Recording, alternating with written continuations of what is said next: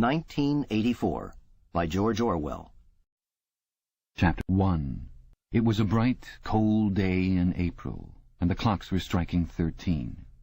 Winston Smith, his chin nuzzled into his breast in an effort to escape the vile wind, slipped quickly through the glass doors of Victory Mansions, though not quickly enough to prevent a swirl of gritty dust from entering along with him.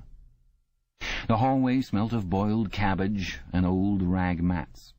At one end of it a coloured poster, too large for indoor display, had been tacked to the wall. It depicted simply an enormous face, more than a metre wide. The face of a man of about 45, with a heavy black moustache and ruggedly handsome features. Winston made for the stairs. It was no use trying the lift. Even at the best of times it was seldom working, and at present the electric current was cut off during daylight hours. It was part of the economy drive, in preparation for Hate Week. The flat was 7 flights up, and Winston, who was 39 and had a varicose ulcer above his right ankle, went slowly, resting several times on the way. On each landing opposite the lift shaft, the poster with the enormous face gazed from the wall. It was one of those pictures which are so contrived that the eyes follow you about when you move. "Big Brother is watching you," the caption beneath it ran. Inside the flat a fruity voice was reading out a list of figures which had something to do with the production of pig iron. The voice came from an oblong metal plaque like a dulled mirror which formed part of the surface of the right-hand wall. Winston turned a switch and the voice sank somewhat, though the words were still distinguishable. The instrument, the telescreen it was called, could be dimmed, but there was no way of shutting it off completely. He moved over to the window, a smallish, frail figure, the meagreness of his body merely emphasized by the blue overalls which were the uniform of the party. His hair was very fair, his face naturally sanguine, his skin roughened by coarse soap and blunt razor blades and the cold of the winter that had just ended. Outside, even through the shut window pane, the world looked cold. Down in the street little eddies of wind were whirling dust and torn paper into spirals, and though the sun was shining and the sky a harsh blue, there seemed to be no colour in anything except the posters that were plastered everywhere. The black mustachioed face gazed down from every commanding corner. There was one on the house front immediately opposite. "Big Brother is watching you," the caption said, while the dark eyes looked deep into Winston's own. Down at street level another poster, torn at one corner, flapped fitfully in the wind, alternately covering and uncovering the single word "Ingsoc." In the far distance a helicopter skimmed down between the roofs, hovered for an instant like a bluebottle, and darted away again with a curving flight. It was the police patrol snooping into people's windows. The patrols did not matter, however. Only the thought police mattered. Behind Winston's back, the voice from the telescreen was still babbling away about pig iron and the over-fulfillment of the 9th three-year plan. The telescreen received and transmitted simultaneously. Any sound that Winston made above the level of a very low whisper would be picked up by it.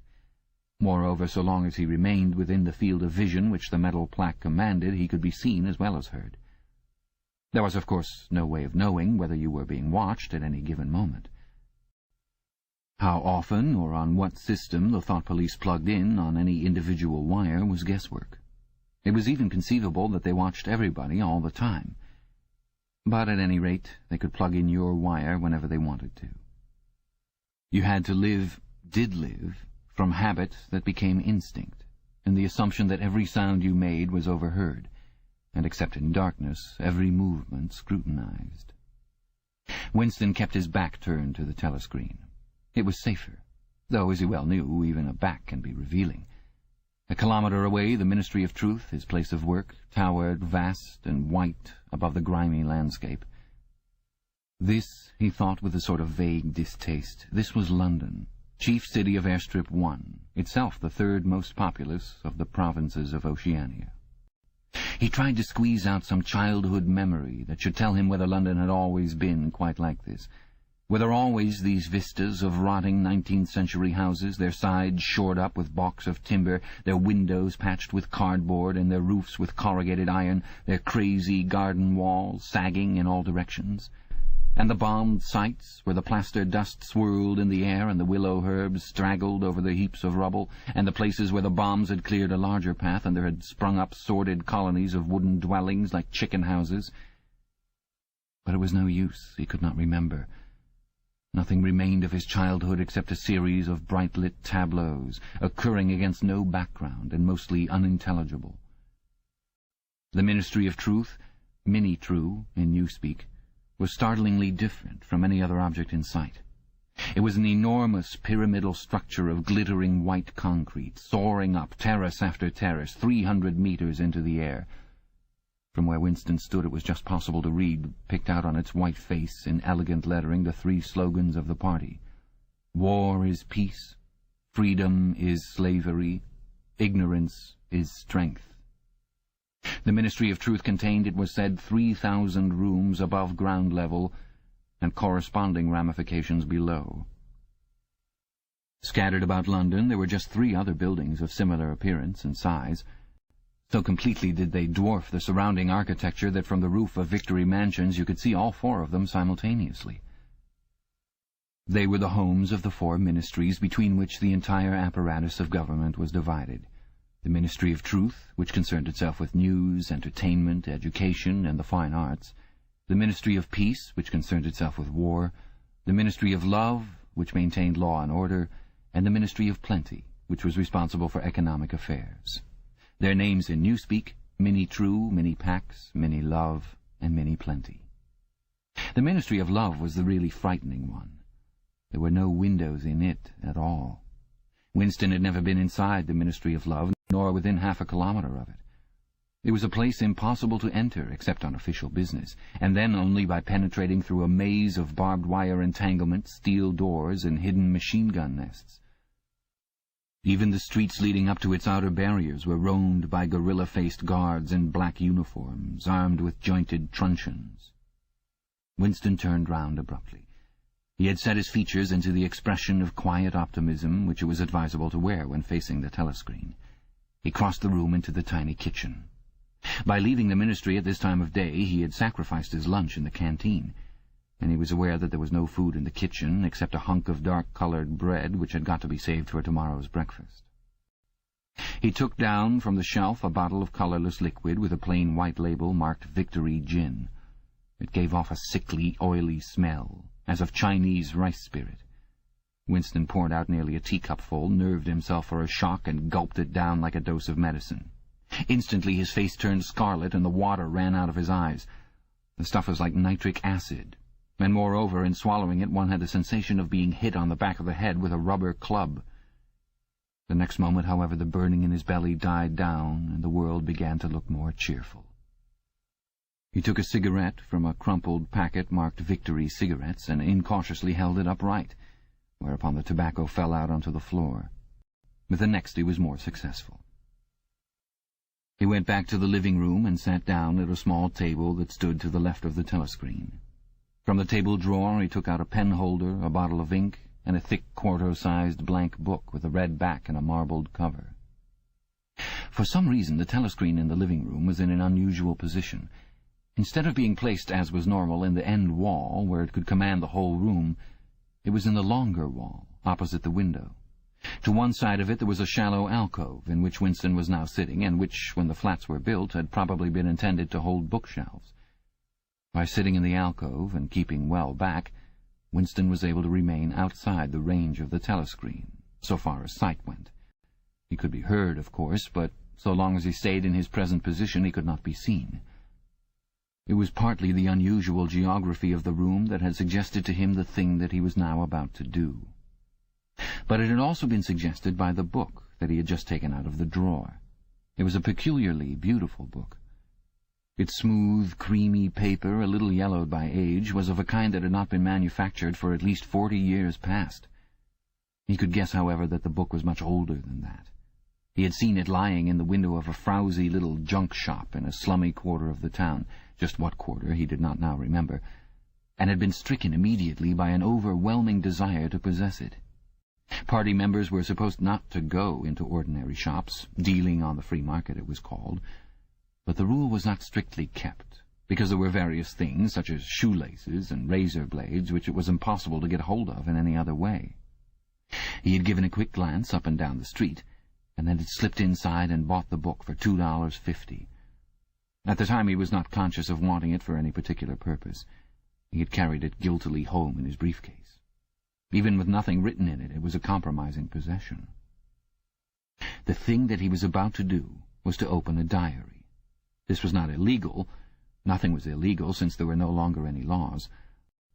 But if detected, it was reasonably certain that it would be punished by death, or at least by 25 years in a forced labor camp. Winston fitted a nib into the pen holder and sucked it to get the grease off. The pen was an archaic instrument, seldom used even for signatures, and he had procured one, furtively and with some difficulty, simply because of a feeling that the beautiful creamy paper deserved to be written on with a real nib instead of being scratched with an ink pencil. Actually, he was not used to writing by hand. Apart from very short notes, it was usual to dictate everything into the speakwrite, which was of course impossible for his present purpose. He dipped the pen into the ink, and then faltered for just a second. A tremor had gone through his bowels. To mark the paper was the decisive act. In small, clumsy letters he wrote, April 4th, 1984. He sat back. A sense of complete helplessness had descended upon him. To begin with, he did not know with any certainty that this was 1984. It must be around that date, since he was fairly sure that his age was 39, and he believed that he had been born in 1944 or 1945, but it was never possible nowadays to pin down any date within a year or two. For whom, it suddenly occurred to him to wonder, was he writing this diary? For the future, for the unborn.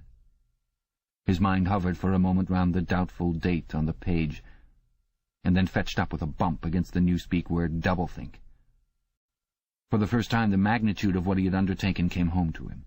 How could you communicate with the future? It was, of its nature, impossible. Either the future would resemble the present, in which case it would not listen to him, or it would be different from it, and his predicament would be meaningless. For some time he sat, gazing stupidly at the paper. The telescreen had changed over to strident military music. It was curious that he seemed not merely to have lost the power of expressing himself, but even to have forgotten what it was that he had originally intended to say. For weeks past he had been making ready for this moment, and it had never crossed his mind that anything would be needed except courage. The actual writing would be easy. All he had to do was transfer to paper the interminable, restless monologue that had been running inside his head literally for years. At this moment, however, even the monologue had dried up. Moreover, his varicose ulcer had begun itching unbearably. He dared not scratch it, because if he did so, it always became inflamed. The seconds were ticking by. He was conscious of nothing except the blankness of the page in front of him, the itching of the skin above his ankle, the blaring of the music, and a slight booziness caused by the gin. Suddenly he began writing in sheer panic, only imperfectly aware of what he was setting down. His small but childish handwriting straggled up and down the page, shedding first its capital letters and then finally even its full stops. April 4th, 1984. Last night to the flicks. All war films. One very good one of a ship full of refugees being bombed somewhere in the Mediterranean. Audience much amused by shots of a great huge fat man trying to swim away with a helicopter after him. First you saw him wallowing along in the water like a porpoise, then you saw him through the helicopter's gun sights, then he was full of holes and the sea round him turned pink and he sank as suddenly as though the holes had let in the water, audience shouting with laughter when he sank. Then you saw a lifeboat full of children with a helicopter hovering over it.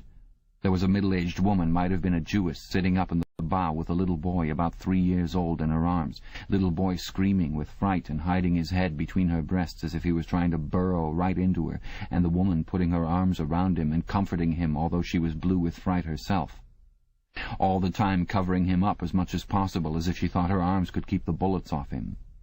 Then the helicopter planted a 20-kilo bomb in among them, terrific flash, and the boat went all to matchwood. Then there was a wonderful shot of a child's arm going up, up, up, right up into the air. A helicopter with a camera in its nose must have followed it up, and there was a lot of applause from the party seats. But a woman down in the prole part of the house suddenly started kicking up a fuss and shouting they didn't ought to have showed it, not in front of the kids. They didn't. It ain't right, not in front of kids. It ain't. Until the police turned her out. I don't suppose anything happened to her. Nobody cares what the proles say. Typical prole reaction. They never... Winston stopped writing, partly because he was suffering from cramp. He did not know what had made him pour out this stream of rubbish. But the curious thing was that while he was doing so, a totally different memory had clarified itself in his mind, to the point where he almost felt equal to writing it down. It was, he now realized, because of this other incident that he had suddenly decided to come home and begin the diary today. It had happened that morning at the ministry, if anything so nebulous could be said to happen. It was nearly 1100, and in the records department where Winston worked, they were dragging the chairs out of the cubicles and grouping them in the center of the hall, opposite the big telescreen, in preparation for the 2 minutes hate. Winston was just taking his place in one of the middle rows when two people, whom he knew by sight but had never spoken to, came unexpectedly into the room. One of them was a girl whom he often passed in the corridors. He did not know her name, but he knew that she worked in the fiction department. Presumably, since he had sometimes seen her with oily hands and carrying a spanner, she had some mechanical job on one of the novel-writing machines. She was a bold-looking girl of about 27, with thick dark hair, a freckled face, and swift, athletic movements. A narrow scarlet sash, emblem of the Junior Anti-Sex League, was wound several times around the waist of her overalls, just tightly enough to bring out the shapeliness of her hips. Winston had disliked her from the very first moment of seeing her. He knew the reason. It was because of the atmosphere of hockey fields and cold baths and community hikes and general clean-mindedness which she managed to carry about with her. He disliked nearly all women, and especially the young and pretty ones. It was always the women, and above all the young ones, who were the most bigoted adherents of the party, the swallowers of slogans, the amateur spies and nosers out of unorthodoxy. But this particular girl gave him the impression of being more dangerous than most. Once, when they passed in the corridor, she had given him a quick, sidelong glance, which seemed to pierce right into him, and for a moment had filled him with black terror. The idea had even crossed his mind that she might be an agent of the thought police. That, it was true, was very unlikely. Still, he continued to feel a peculiar uneasiness, which had fear mixed up in it as well as hostility, whenever she was anywhere near him. The other person was a man named O'Brien, a member of the inner party and holder of some post so important and remote that Winston had only a dim idea of its nature. A momentary hush passed over the group of people round the chairs as they saw the black overalls of an inner party member approaching. O'Brien was a large, burly man, with a thick neck and a coarse, humorous, brutal face. In spite of his formidable appearance, he had a certain charm of manner. He had a trick of resettling his spectacles on his nose, which was curiously disarming, in some indefinable way curiously civilized. It was a gesture which, if anyone had still thought in such terms, might have recalled an 18th-century nobleman offering his snuff-box. Winston had seen O'Brien perhaps a dozen times in almost as many years. He felt deeply drawn to him, and not solely because he was intrigued by the contrast between O'Brien's urbane manner and his prize-fighter's physique. Much more it was because of a secretly held belief, or perhaps not even a belief, merely a hope, that O'Brien's political orthodoxy was not perfect. Something in his face suggested it irresistibly. And again, perhaps it was not even unorthodoxy that was written in his face, but simply intelligence. But, at any rate, he had the appearance of being a person that you could talk to, if somehow you could cheat the telescreen and get him alone. Winston had never made the smallest effort to verify this guess. Indeed, there was no way of doing so. At this moment O'Brien glanced at his wristwatch, saw that it was nearly 1100, and evidently decided to stay in the records department until the 2 minutes hate was over. He took a chair in the same row as Winston, a couple of places away. A small, sandy-haired woman who worked in the next cubicle to Winston was between them. The girl with dark hair was sitting immediately behind.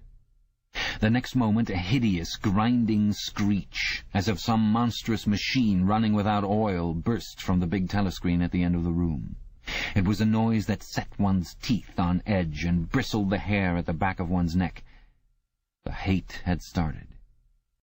As usual, the face of Emmanuel Goldstein, the enemy of the people, had flashed onto the screen. There were hisses here and there among the audience. The little sandy-haired woman gave a squeak of mingled fear and disgust.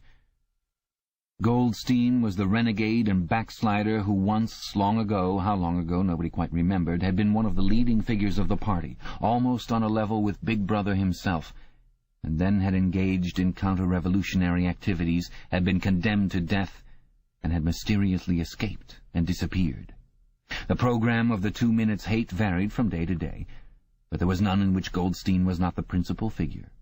He was the primal traitor, the earliest defiler of the party's purity.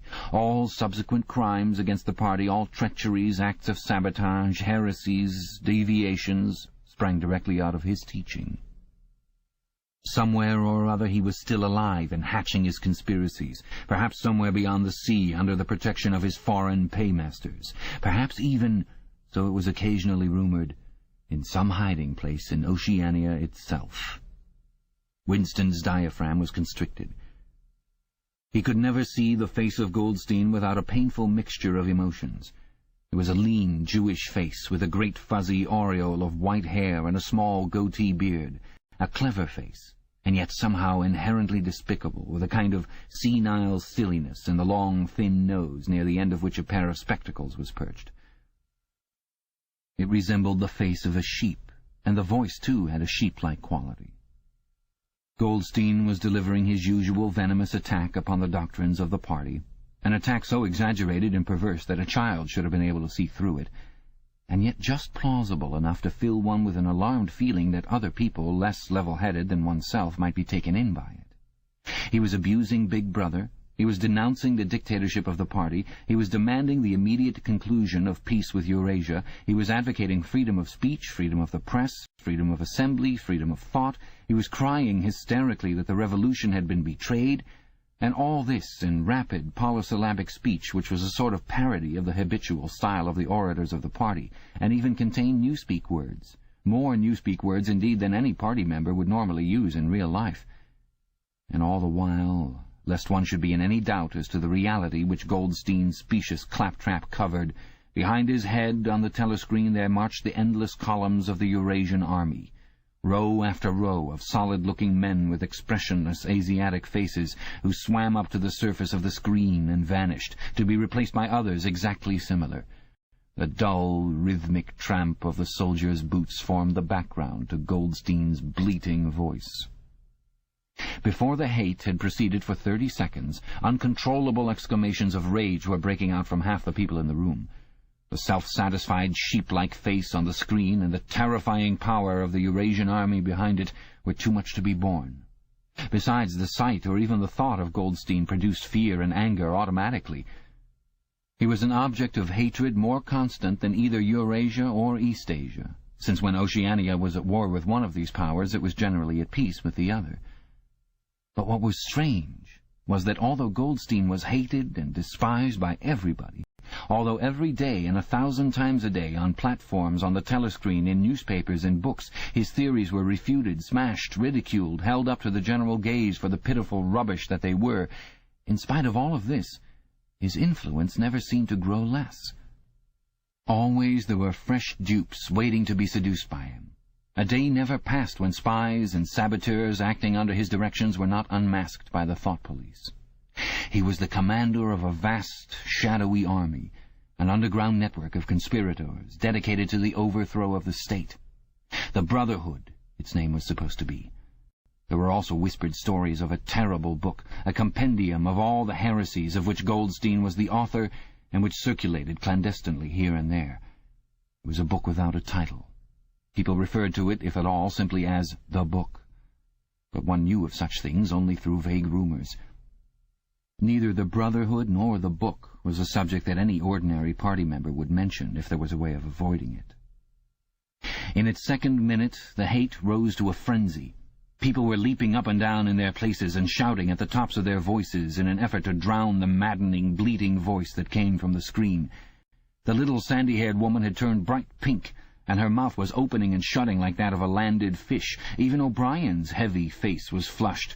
He was sitting very straight in his chair, his powerful chest swelling and quivering as though he were standing up to the assault of a wave.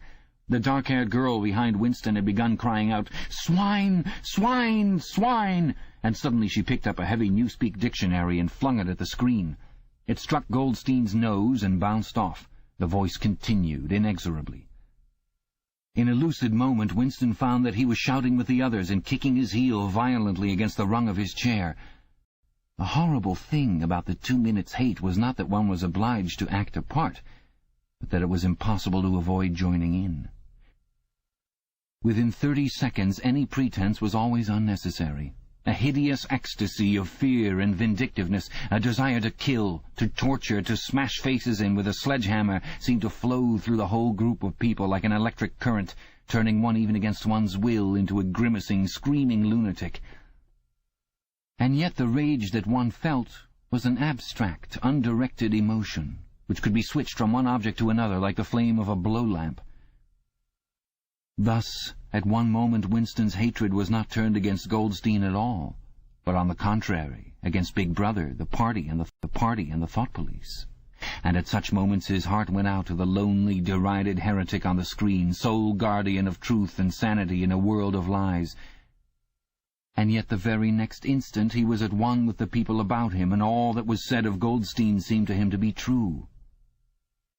At those moments his secret loathing of Big Brother changed into adoration, and Big Brother seemed to tower up, an invincible, fearless protector, standing like a rock against the hordes of Asia, and Goldstein, in spite of his isolation, his helplessness, and the doubt that hung about his very existence, seemed like some sinister enchanter, capable by the mere power of his voice of wrecking the structure of civilization. It was even possible at moments to switch one's hatred this way or that by a voluntary act. Suddenly, by the sort of violent effort with which one wrenches one's head away from the pillow in a nightmare, Winston succeeded in transferring his hatred from the face on the screen to the dark-haired girl behind him. Vivid, beautiful hallucinations flashed through his mind. He would flog her to death with a rubber truncheon. He would tie her naked to a stake and shoot her full of arrows like St. Sebastian. He would ravish her and cut her throat at the moment of climax. Better than before, moreover, he realized why it was that he hated her. He hated her because she was young and pretty and sexless, because he wanted to go to bed with her and would never do so, because round her sweet, supple waist, which seemed to ask you to encircle it with your arm, there was only the odious scarlet sash, aggressive symbol of chastity. The hate rose to its climax.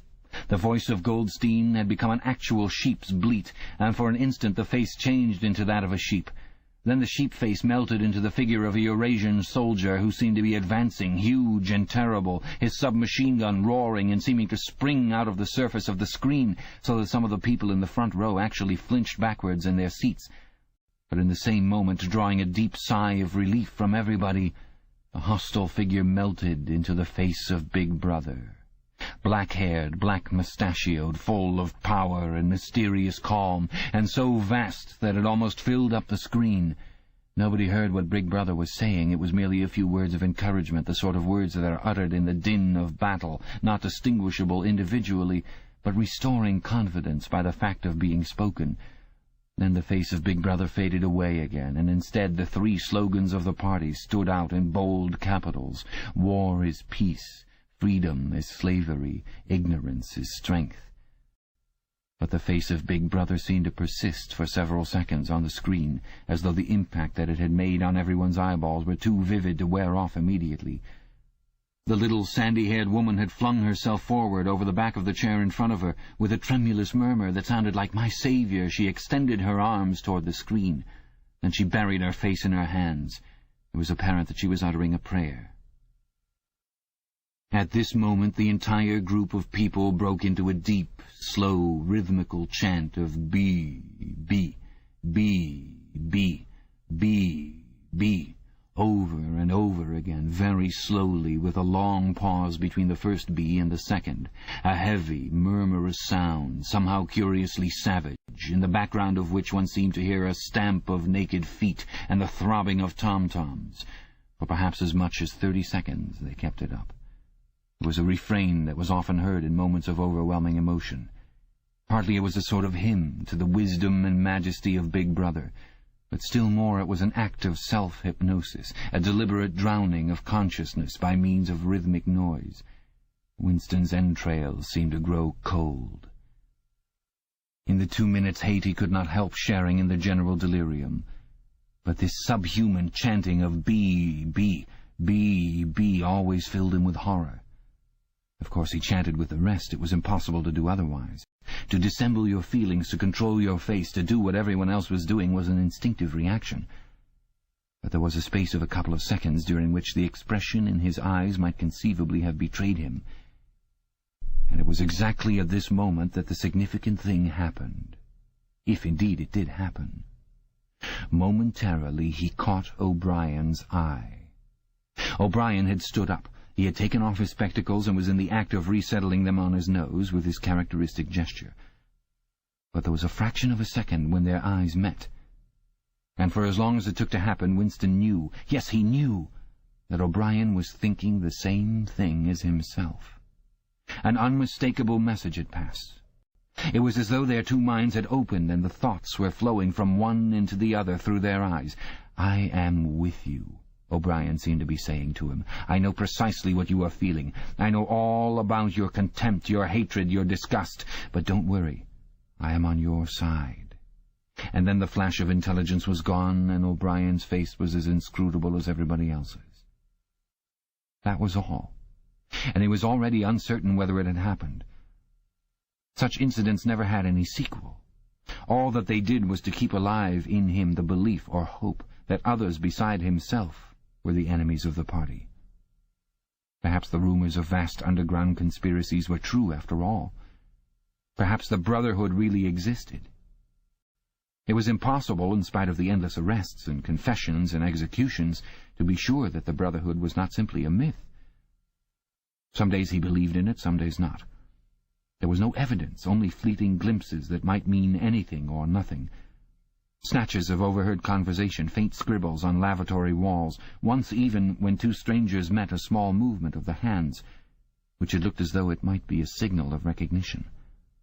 It was all guesswork. Very likely he had imagined everything. He had gone back to his cubicle without looking at O'Brien again.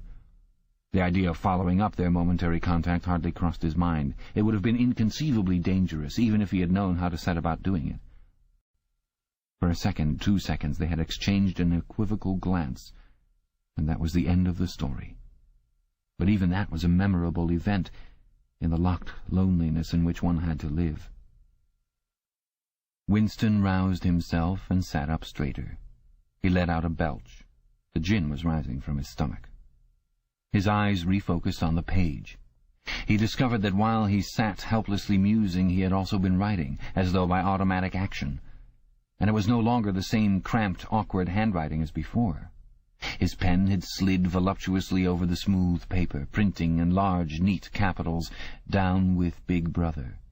Down with Big Brother. Down with Big Brother. Down with Big Brother. Down with Big Brother," over and over again, filling half a page. He could not help feeling a twinge of panic. It was absurd, since the writing of those particular words was not more dangerous than the initial act of opening the diary. But for a moment he was tempted to tear out the spoiled pages and abandon the enterprise altogether. But he did not do so, however, because he knew that it was useless. Whether he wrote "Down with Big Brother" or whether he refrained from writing it made no difference. Whether he went on with the diary or whether he did not go on with it made no difference. The thought police would get him just the same. He had committed, would still have committed, even if he had never set pen to paper, the essential crime that contained all others in itself. Thought crime, they called it. Thought crime was not a thing that could be concealed forever. You might dodge successfully for a while, even for years, but sooner or later they were bound to get you. It was always at night. The arrests invariably happened at night. The sudden jerk out of sleep, the rough hand shaking your shoulder, the lights glaring in your eyes, the ring of hard faces round the bed. In the vast majority of cases there was no trial, no report of the arrest. People simply disappeared, always during the night. Your name was removed from the register. Every record of everything you had ever done was wiped out. Your one-time existence was denied and then forgotten. You were abolished, annihilated, vaporized was the usual word. For a moment he was seized by a kind of hysteria. He began writing in a hurried, untidy scrawl. "They'll shoot me, I don't care. They'll shoot me in the back of the neck, I don't care. Down with Big Brother. They always shoot you in the back of the neck, I don't care. Down with Big Brother." He sat back in his chair, slightly ashamed of himself, and laid down his pen. The next moment he started violently. There was a knocking at his door. Already! He sat as still as a mouse in the futile hope that whoever it was might go away after a single attempt. But no, the knocking was repeated. The worst thing of all would be to delay. His heart was thumping like a drum, but his face, from long habit, was probably expressionless. He got up and moved heavily toward the door. Chapter 2. As he put his hand to the doorknob, Winston saw that he had left the diary open on the table. "Down with Big Brother" was written all over it, in letters almost big enough to be legible across the room. It was an inconceivably stupid thing to have done. But, he realized, even in his panic, he had not wanted to smudge the creamy paper by shutting the book while the ink was wet. He drew in his breath and opened the door. Instantly a warm wave of relief flowed through him. A colourless, crushed-looking woman with wispy hair and a lined face was standing outside. "Oh, comrade," she began in a dreary, whining sort of voice, "I thought I heard you come in. Do you think you could come across and have a look at our kitchen sink? It's got blocked up and—" It was Mrs. Parsons, the wife of a neighbour on the same floor. Mrs. was a word somewhat discountenanced by the party. You were supposed to call everyone comrade, but with some women one used it instinctively. She was a woman of about 30, but looking much older. One had the impression that there was dust in the creases of her face. Winston followed her down the passage. These amateur repair jobs were an almost daily irritation. Victory Mansions were old flats, built in 1930 or thereabouts, and were falling to pieces. The plaster flaked constantly from ceilings and walls, the pipes burst in every hard frost. The roof leaked whenever there was snow, the heating system was usually running at half steam when it was not closed down altogether from motives of economy. Repairs, except what you could do yourself, had to be sanctioned by remote committees, which were liable to hold up even the mending of a window pane for 2 years. "Of course, it's only because Tom isn't home," said Mrs. Parsons vaguely. The Parsons flat was bigger than Winston's, and dingy in a different way. Everything had a battered, trampled-on look, as though the place had just been visited by some large, violent animal. Games impedimenta, hockey sticks, boxing gloves, a burst football, a pair of sweaty shorts turned inside out lay all over the floor, and on the table there was a litter of dirty dishes and dog-eared exercise books. On the walls were scarlet banners of the Youth League and the Spies, and a full-sized poster of Big Brother. There was the usual boiled cabbage smell, common to the whole building, but it was shot through by a sharper reek of sweat, which, one knew this at the first sniff, though it was hard to say how, was the sweat of some person not present at the moment. In another room, someone with a comb and a piece of toilet paper was trying to keep tune with the military music, which was still issuing from the telescreen. "It's the children," said Mrs. Parsons, casting a half-apprehensive glance at the door. "They haven't been out today. And, of course—" She had a habit of breaking off her sentences in the middle. The kitchen sink was full nearly to the brim with filthy, greenish water which smelt worse than ever of cabbage. Winston knelt down and examined the angle joint of the pipe. He hated using his hands, and he hated bending down, which was always liable to start him coughing. Mrs. Parsons looked on helplessly. "Of course, if Tom was home, he'd put it right in a moment," she said. "He loves anything like that. He's ever so good with his hands, Tom is." Parsons was Winston's fellow employee at the Ministry of Truth. He was a fattish but active man of paralyzing stupidity, a mass of imbecile enthusiasms, one of those completely unquestioning, devoted drudges on whom, more even than on the thought police, the stability of the party depended. At 35 he had just been unwillingly evicted from the Youth League, and before graduating into the Youth League he had managed to stay on in the Spies for a year beyond the statutory age. At the Ministry he was employed in some subordinate post for which intelligence was not required, but on the other hand he was a leading figure on the Sports Committee and all the other committees engaged in organizing community hikes, spontaneous demonstrations, saving campaigns, and voluntary activities generally. He would inform you with quiet pride, between whiffs of his pipe, that he had put in an appearance at the community centre every evening for the past 4 years. An overpowering smell of sweat, a sort of unconscious testimony to the strenuousness of his life, followed him about wherever he went, and even remained behind him after he had gone. "Have you got a spanner?" said Winston, fiddling with the nut on the angle joint. "A spanner," said Mrs. Parsons, immediately becoming invertebrate. "I don't know, I'm sure. Perhaps the children—" There was a trampling of boots and another blast on the comb as the children charged into the living room. Mrs. Parsons brought the spanner. Winston let out the water and disgustedly removed the clot of human hair that had blocked up the pipe.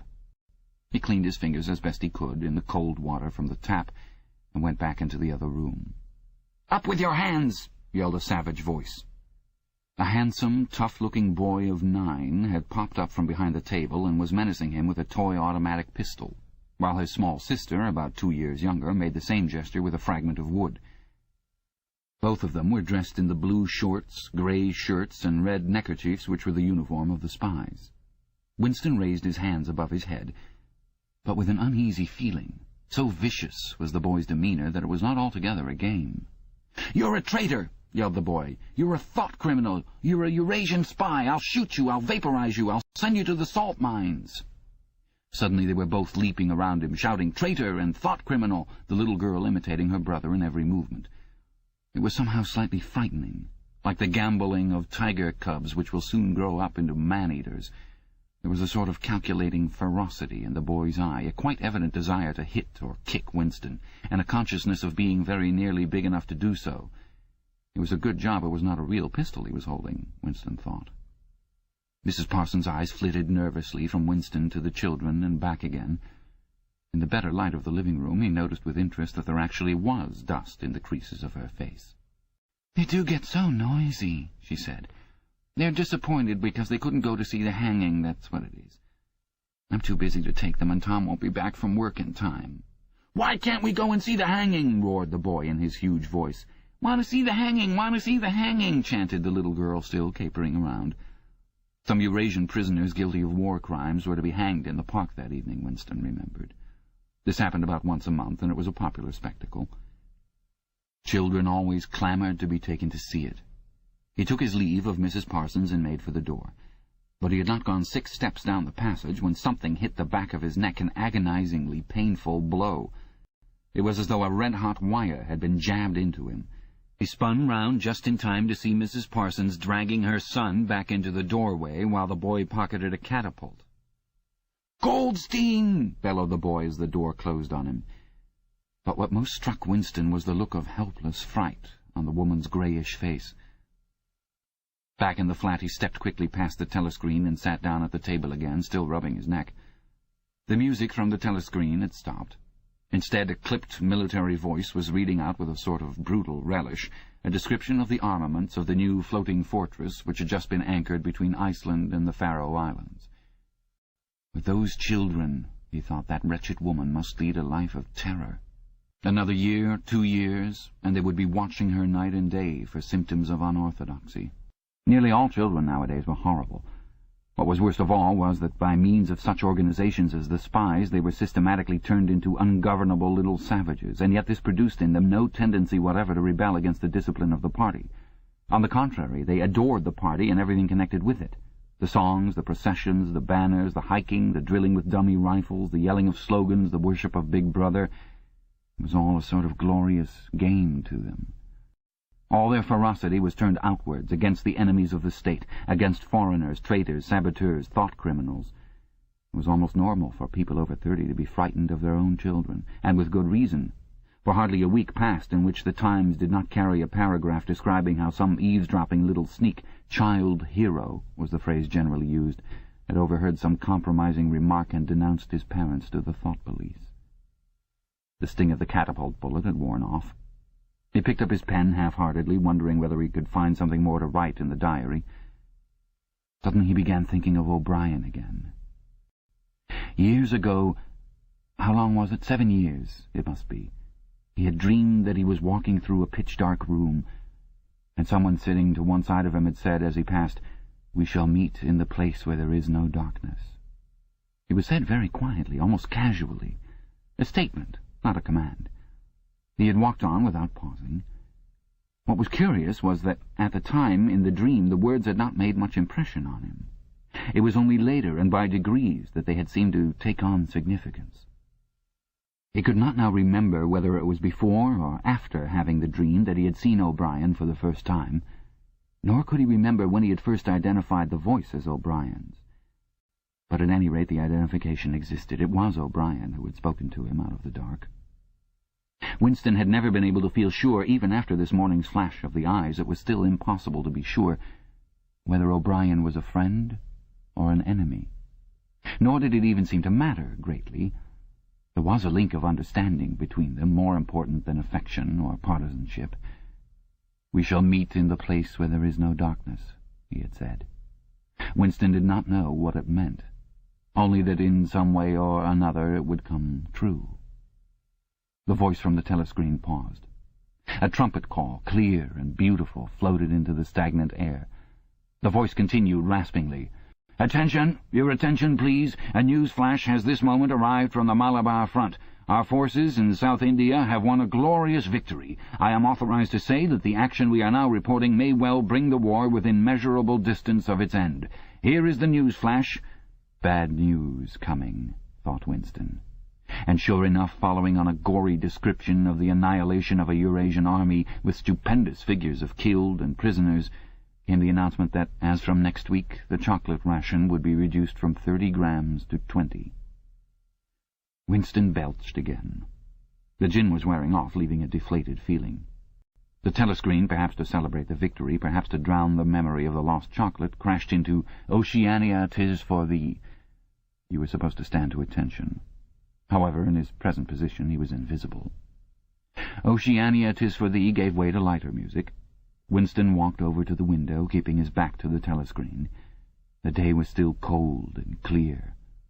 Somewhere far away a rocket bomb exploded with a dull, reverberating roar. About 20 or 30 of them a week were falling on London at present.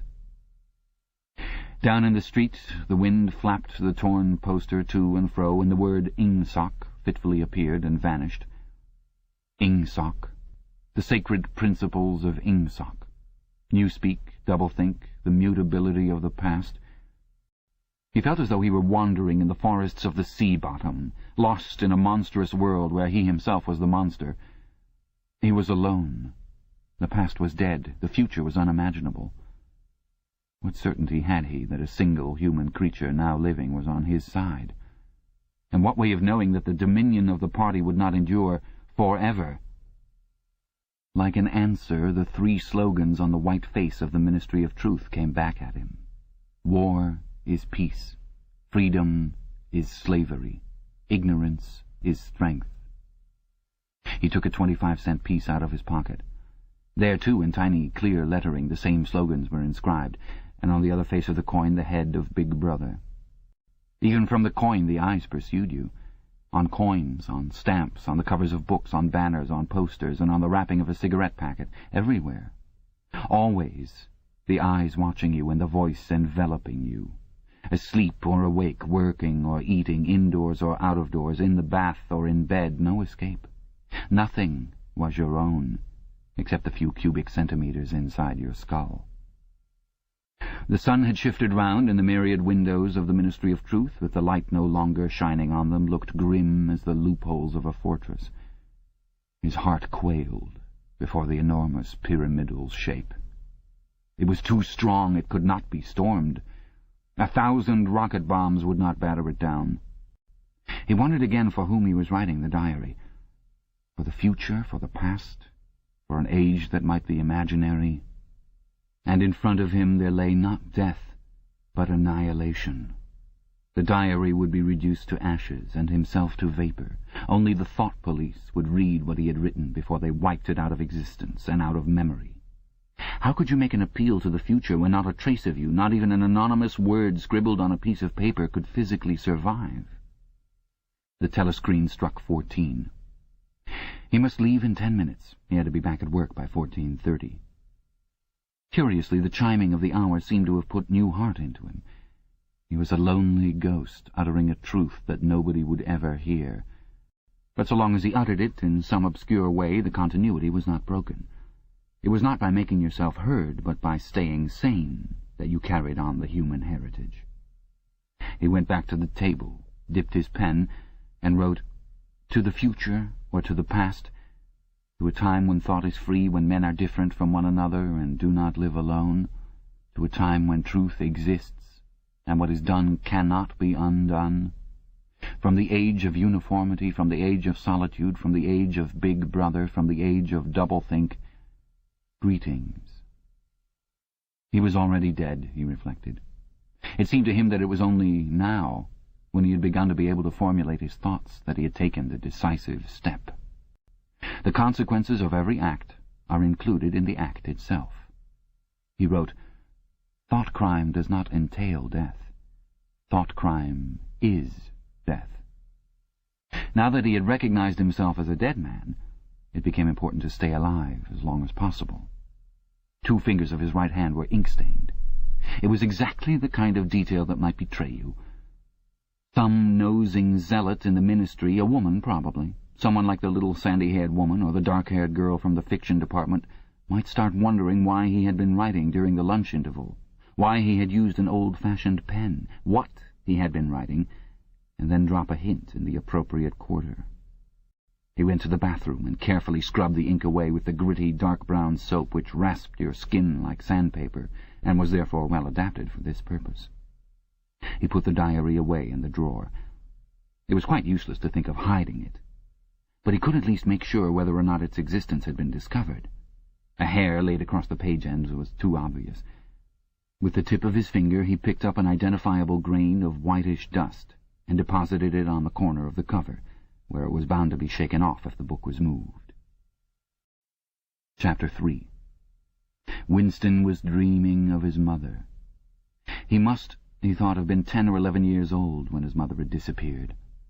She was a tall, statuesque, rather silent woman with slow movements and magnificent fair hair.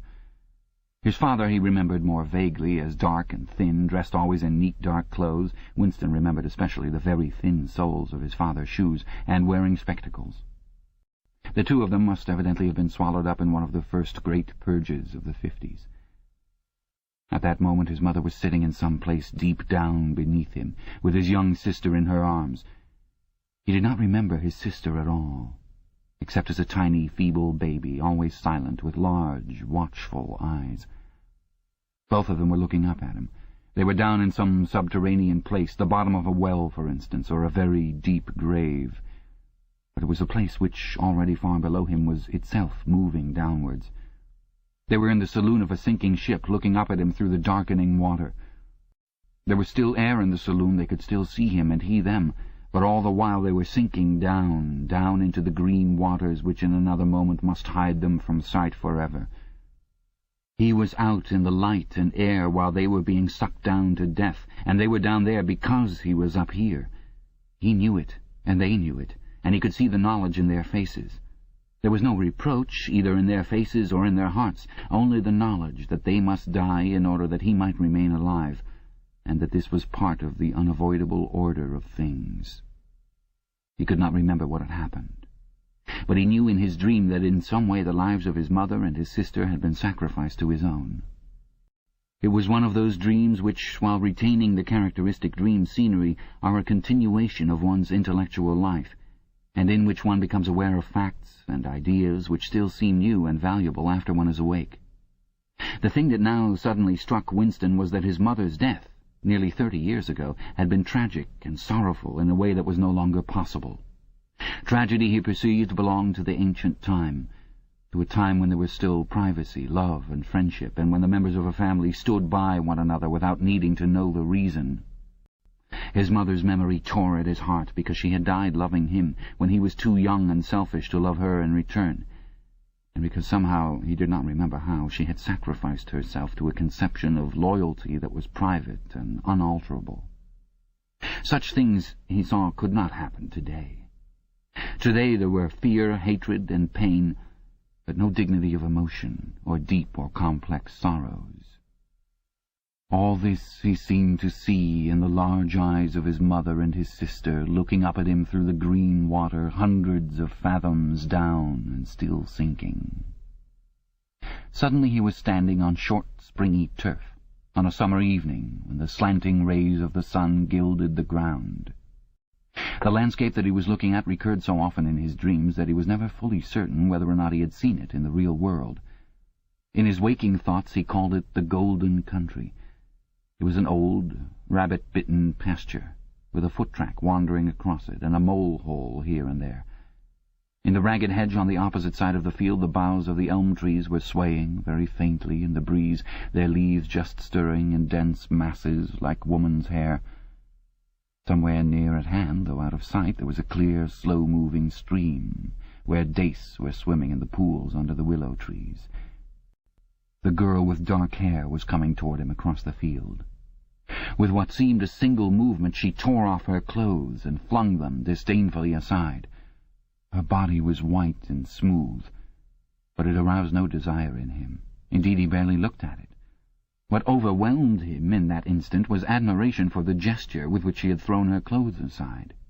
With its grace and carelessness it seemed to annihilate a whole culture, a whole system of thought, as though Big Brother and the party and the thought police could all be swept into nothingness by a single splendid movement of the arm. That, too, was a gesture belonging to the ancient time. Winston woke up with the word Shakespeare on his lips. The telescreen was giving forth an ear-splitting whistle, which continued on the same note for 30 seconds. It was not 7:15, getting up time for office workers.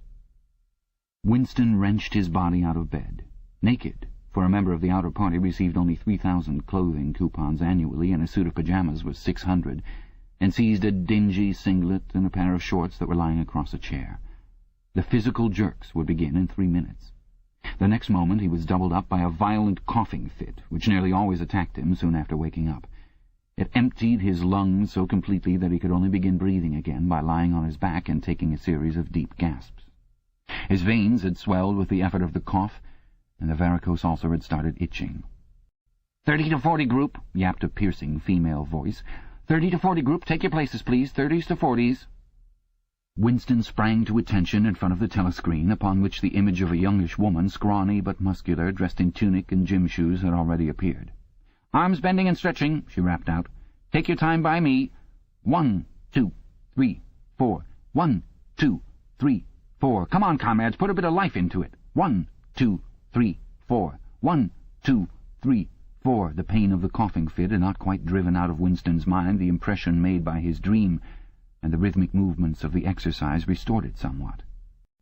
As he mechanically shot his arms back and forth, wearing on his face the look of grim enjoyment which was considered proper during the physical jerks, he was struggling to think his way backward into the dim period of his early childhood. It was extraordinarily difficult. Beyond the late 50s everything faded.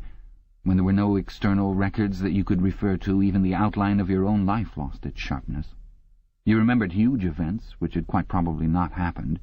You remembered the details of incidents without being able to recapture their atmosphere. And there were long blank periods to which you could assign nothing. Everything had been different then. Even the names of countries and their shapes on the map had been different. Airstrip 1, for instance, had not been so called in those days. It had been called England or Britain, though London, he felt fairly certain, had always been called London. Winston could not definitely remember a time when his country had not been at war, but it was evident that there had been a fairly long interval of peace during his childhood, because one of his early memories was of an air raid which appeared to take everyone by surprise. Perhaps it was the time when the atomic bomb had fallen on Colchester. He did not remember the raid itself, but he did remember his father's hand clutching his own as they hurried down, down, down, into some place deep in the earth, round and round a spiral staircase which rang under his feet, and which finally so wearied his legs that he began whimpering, and they had to stop and rest.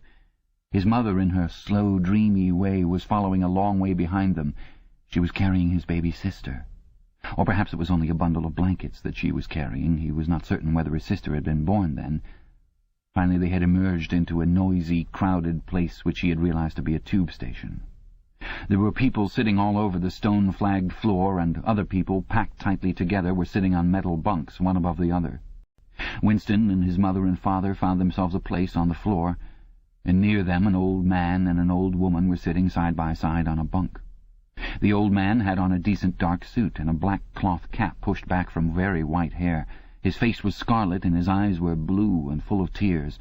He reeked of gin. It seemed to breathe out of his skin in place of sweat, and one could have fancied that the others welling from his eyes were pure gin. But though slightly drunk, he was also suffering under some grief that was genuine and unbearable. In his childish way, Winston grasped that some terrible thing, something that was beyond forgiveness and could never be remedied, had just happened. It also seemed to him that he knew what it was. Someone whom the old man loved, a little granddaughter perhaps, had been killed. Every few minutes the old man kept repeating, "We didn't ought to have trusted him. I said so, Ma, didn't I? That's what come of trusting him. I said so all along. We didn't ought to have trusted the buggers." But which buggers they didn't ought to have trusted, Winston could not now remember. Since about that time, war had been literally continuous, though strictly speaking it had not always been the same war. For several months during his childhood there had been confused street fighting in London itself, some of which he remembered vividly. But to trace out the history of the whole period, to say who was fighting whom at any given moment, would have been utterly impossible, since no written record and no spoken word ever made mention of any other alignment than the existing one. At this moment, for example, in 1984, if it was 1984, Oceania was at war with Eurasia and in alliance with Eastasia. In no public or private utterance was it ever admitted that the three powers had at any time been grouped along different lines. Actually, as Winston well knew, it was only 4 years since Oceania had been at war with Eastasia and in alliance with Eurasia. But that was merely a piece of furtive knowledge which he happened to possess, because his memory was not satisfactorily under control. Officially, the change of partners had never happened. Oceania was at war with Eurasia. Therefore, Oceania had always been at war with Eurasia.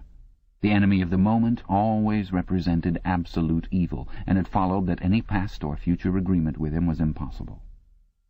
The frightening thing, he reflected for the 10,000th time as he forced his shoulders painfully backward, with hands on hips. They were gyrating their bodies from the waist, an exercise that was supposed to be good for the back muscles. The frightening thing was that it might all be true.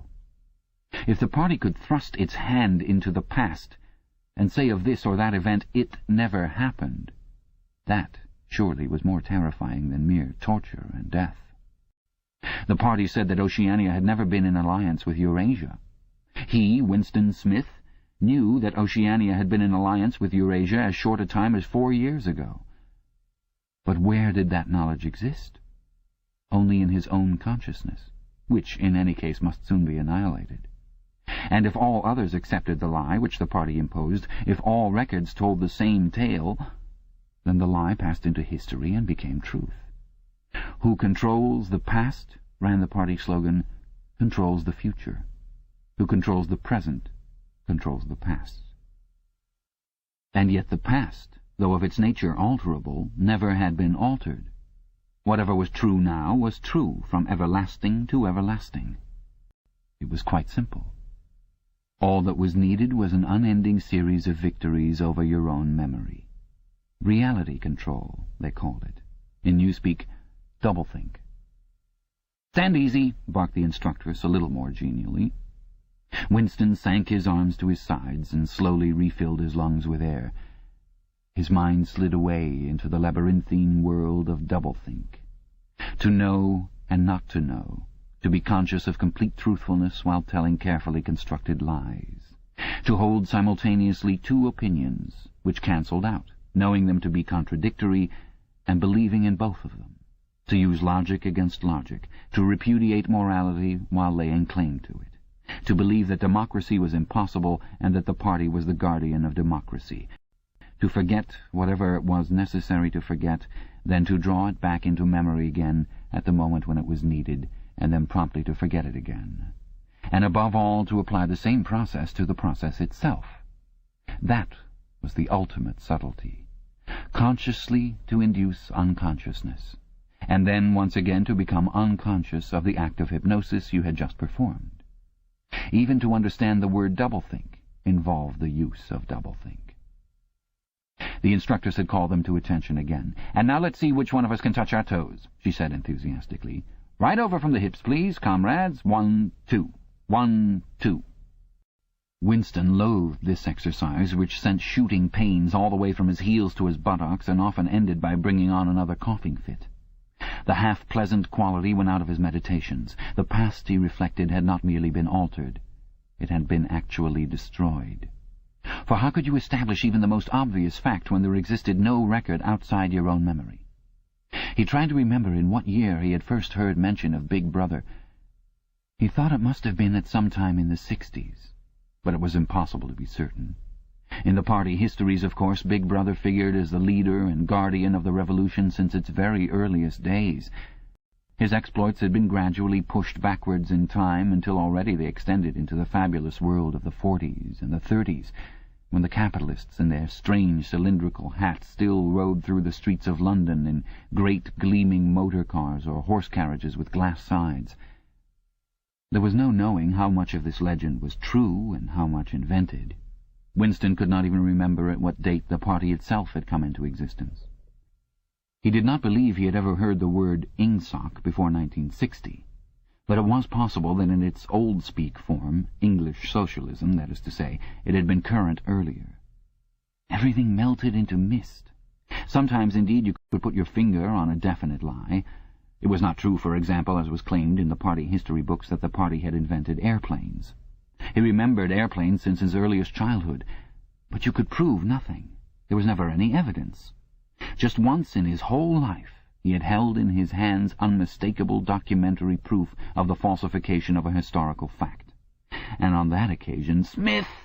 screamed the shrewish voice from the telescreen. 6079 Smith W. Yes, you! Bend lower, please. You can do better than that. You're not trying. Lower, please.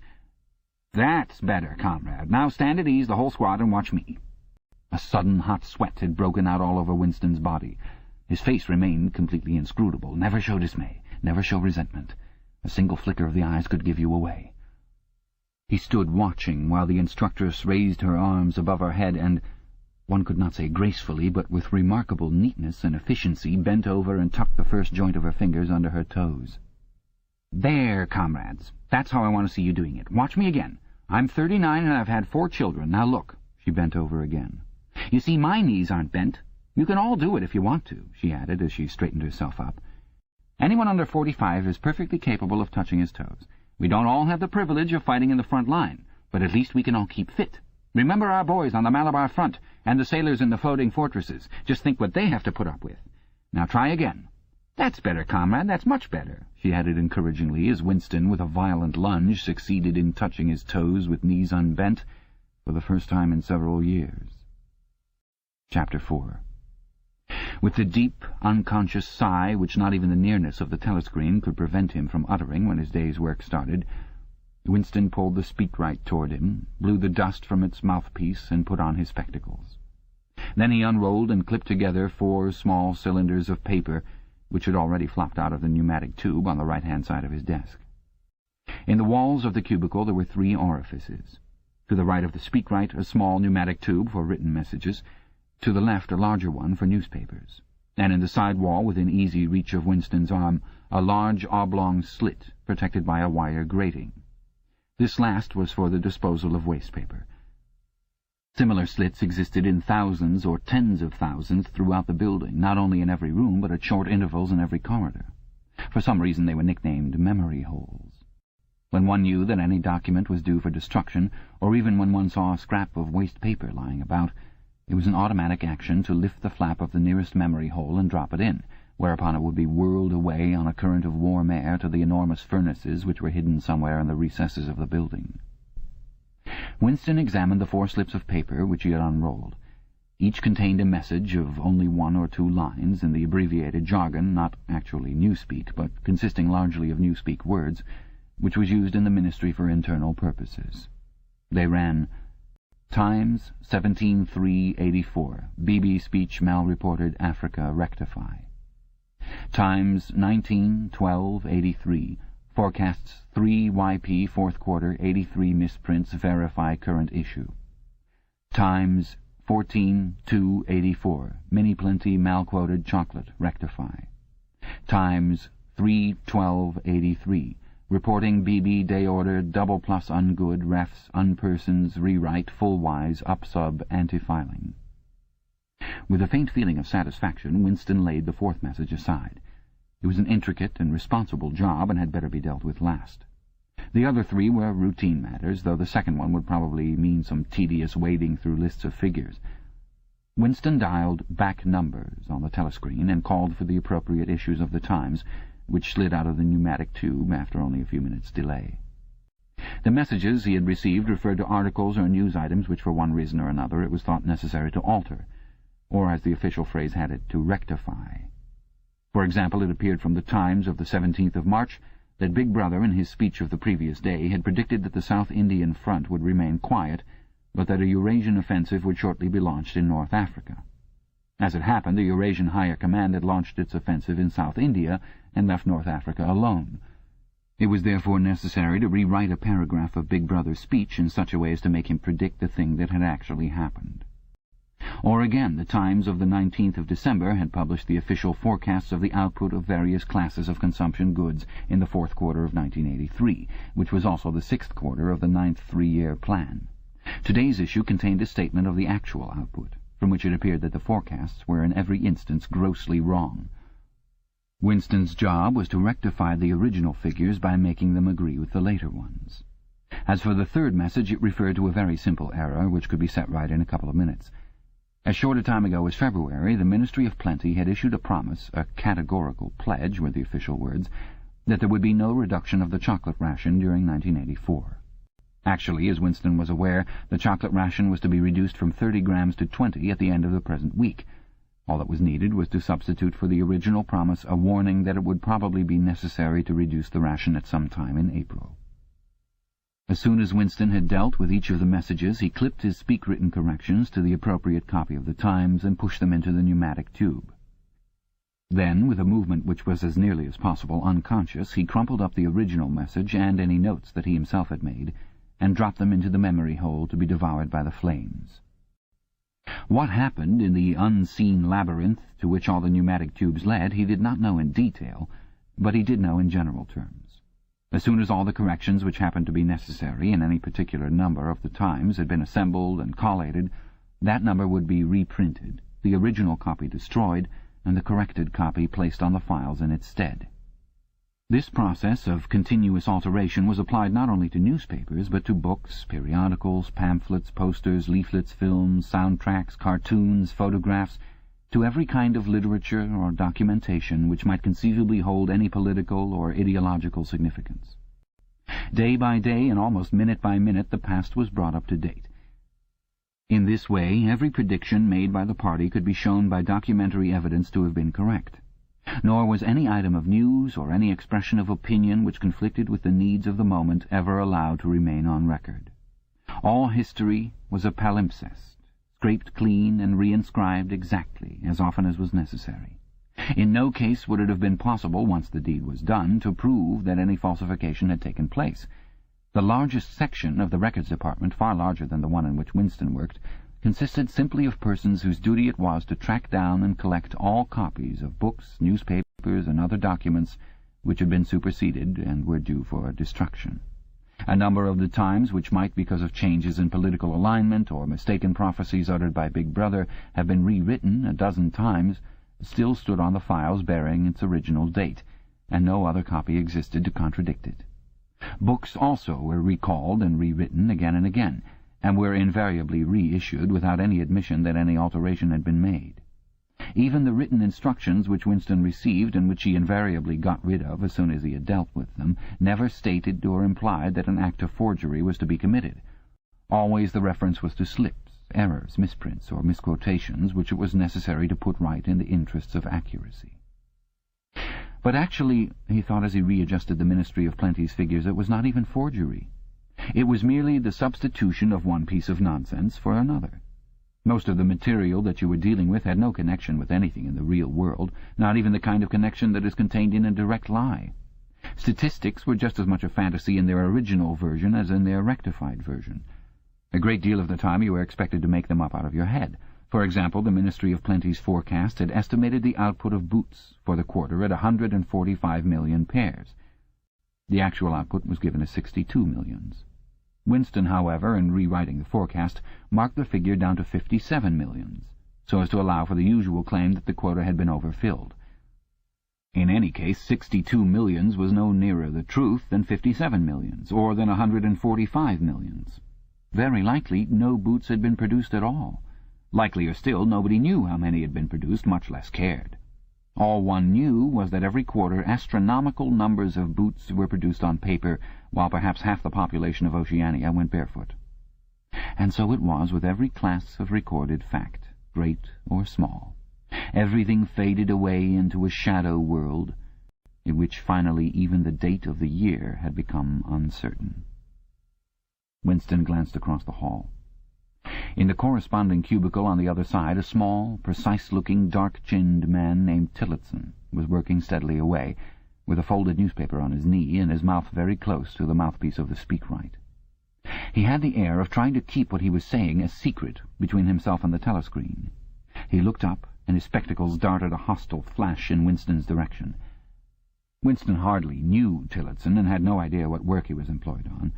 People in the records department did not readily talk about their jobs.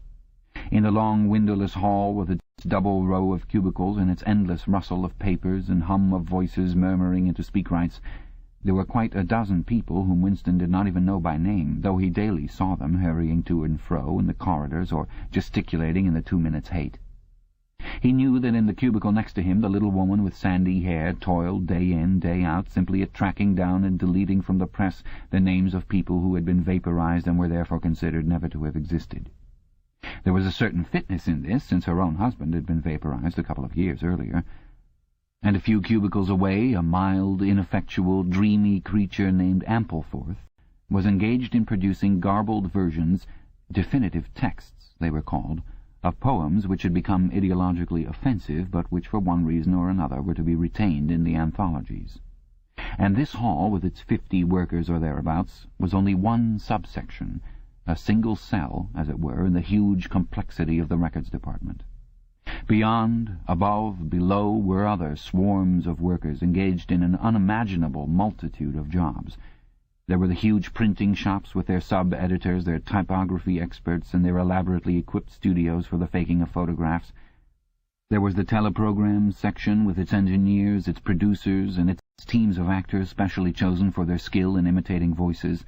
There were the armies of reference clerks, whose job was simply to draw up lists of books and periodicals which were due for recall. There were the vast repositories, where the corrected documents were stored, and the hidden furnaces, where the original copies were destroyed. And somehow or other, quite anonymous, there were the directing brains, who coordinated the whole effort and laid down the lines of policy which made it necessary that this fragment of the past should be preserved, that one falsified, and the other rubbed out of existence. And the records department, after all, was itself only a single branch of the Ministry of Truth, whose primary job was not to reconstruct the past, but to supply the citizens of Oceania with newspapers, films, textbooks, telescreen programs, plays, novels, with every conceivable kind of information, instruction, or entertainment, from a statue to a slogan, from a lyric poem to a biological treatise, and from a child's spelling book to a Newspeak dictionary. And the ministry had not only to supply the multifarious needs of the party, but also to repeat the whole operation at a lower level for the benefit of the proletariat. There was a whole chain of separate departments dealing with proletarian literature, music, drama, and entertainment generally. Here were produced rubbishy newspapers containing almost nothing except sport, crime, and astrology, sensational 5-cent novelettes, films oozing with sex, and sentimental songs which were composed entirely by mechanical means on a special kind of kaleidoscope known as a versificator. There was even a whole subsection, pornosec it was called in Newspeak, engaged in producing the lowest kind of pornography, which was sent out in sealed packets and which no party member, other than those who worked on it, was permitted to look at. 3 messages had slid out of the pneumatic tube while Winston was working, but they were simple matters, and he had disposed of them before the 2 minutes' hate interrupted him. When the hate was over, he returned to his cubicle, took the Newspeak dictionary from the shelf, pushed the speakwrite to one side, cleaned his spectacles, and settled down to his main job of the morning. Winston's greatest pleasure in life was in his work. Most of it was a tedious routine, but included in it there were also jobs so difficult and intricate that you could lose yourself in them, as in the depths of a mathematical problem. Delicate pieces of forgery in which you had nothing to guide you except your knowledge of the principles of Ingsoc and your estimate of what the party wanted you to say. Winston was good at this kind of thing. On occasion he had even been entrusted with the rectification of the Times' leading articles, which were written entirely in Newspeak. He unrolled the message that he had set aside earlier. It ran, Times, 3/12/83, reporting BB day order double plus ungood, refs unpersons, rewrite full wise, up sub, anti-filing. In old speak, or standard English, this might be rendered, The reporting of Big Brother's order for the day in the Times of December 3rd, 1983 is extremely unsatisfactory and makes references to non-existent persons. Rewrite it in full and submit your draft to higher authority before filing. Winston read through the offending article. Big Brother's order for the day, it seemed, had been chiefly devoted to praising the work of an organization known as FFCC, which supplied cigarettes and other comforts to the sailors in the floating fortresses. A certain Comrade Withers, a prominent member of the inner party, had been singled out for special mention and awarded a decoration, the Order of Conspicuous Merit Second Class. 3 months later, FFCC had suddenly been dissolved, with no reasons given. One could assume that Withers and his associates were now in disgrace, but there had been no report of the matter in the press or on the telescreen. That was to be expected, since it was unusual for political offenders to be put on trial or even publicly denounced. The great purges involving thousands of people, with public trials of traitors and thought criminals who made abject confession of their crimes and were afterwards executed, were special showpieces, not occurring oftener than once in a couple of years. More commonly, people who had incurred the displeasure of the party simply disappeared and were never heard of again. One never had the smallest clue as to what had happened to them. In some cases they might not even be dead. Perhaps 30 people personally known to Winston, not counting his parents, had disappeared at one time or another. Winston stroked his nose gently with a paperclip. In the cubicle across the way, Comrade Tillotson was still crouching secretively over his speakwrite. He raised his head for a moment. Again the hostile spectacle flash. Winston wondered whether Comrade Tillotson was engaged on the same job as himself. It was perfectly possible. So tricky a piece of work would never be entrusted to a single person. On the other hand, to turn it over to a committee would be to admit openly that an act of fabrication was taking place. Very likely as many as a dozen people were now working away on rival versions of what Big Brother had actually said. And presently some master brain in the inner party would select this version or that, would re-edit it and set in motion the complex processes of cross-referencing that would be required, and then the chosen lie would pass into the permanent records and become truth. Winston did not know why Withers had been disgraced. Perhaps it was for corruption or incompetence. Perhaps Big Brother was merely getting rid of a too popular subordinate. Perhaps Withers or someone close to him had been suspected of heretical tendencies. Or perhaps, what was likeliest of all, the thing had simply happened because purges and vaporizations were a necessary part of the mechanics of government. The only real clue lay in the word refs unpersons, which indicated that Withers was already dead. You could not invariably assume this to be the case when people were arrested. Sometimes they were released and allowed to remain at liberty for as much as a year or 2 years before being executed. Very occasionally some persons whom you had believed dead long since would make a ghostly reappearance at some public trial, where he would implicate hundreds of others by his testimony before vanishing this time forever. Withers, however, was already an unperson. He did not exist. He had never existed. Winston decided that it would not be enough simply to reverse the tendency of Big Brother's speech. It was better to make it deal with something totally unconnected with its original subject. He might turn the speech into the usual denunciation of traitors and thought criminals, but that was a little too obvious. While to invent a victory at the front or some triumph of overproduction in the 9th three-year plan might complicate the records too much. What was needed was a piece of pure fantasy. Suddenly there sprang into his mind, ready-made as it were, the image of a certain Comrade Ogilvy, who had recently died in battle in heroic circumstances. There were occasions when Big Brother devoted his order for the day to commemorating some humble, rank-and-file party member whose life and death he held up as an example worthy to be followed. Today he should commemorate Comrade Ogilvy.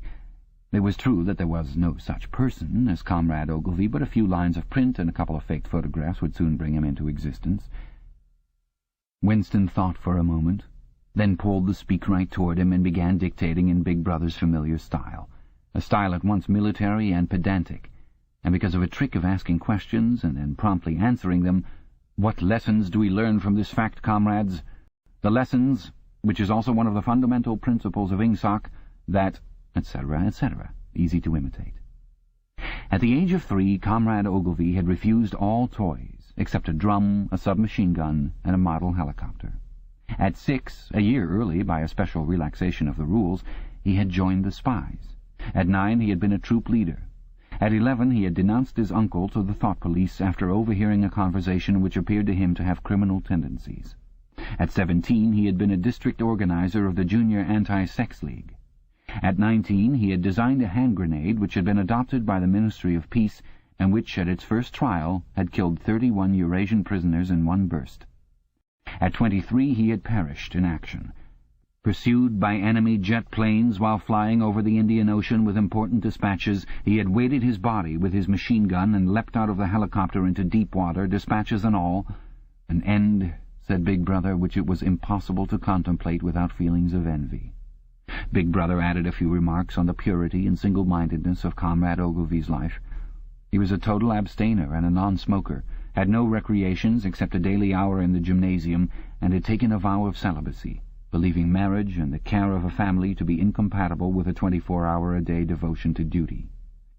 He had no subjects of conversation except the principles of Ingsoc, and no aim in life except the defeat of the Eurasian enemy and the hunting down of spies, saboteurs, thought criminals, and traitors generally. Winston debated with himself whether to award Comrade Ogilvy the Order of Conspicuous Merit, and in the end he decided against it because of the unnecessary cross-referencing that it would entail. Once again he glanced at his rival in the opposite cubicle. Something seemed to tell him with certainty that Tillotson was busy on the same job as himself. There was no way of knowing whose version would finally be adopted, but he felt a profound conviction that it would be his own. Comrade Ogilvy, unimagined an hour ago, was now a fact. It struck him as curious that you could create dead men but not living ones.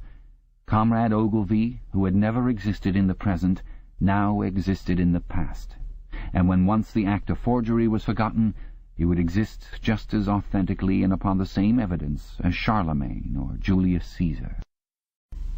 Chapter 5. In the low-ceilinged canteen deep underground, the lunch queue jerked slowly forward.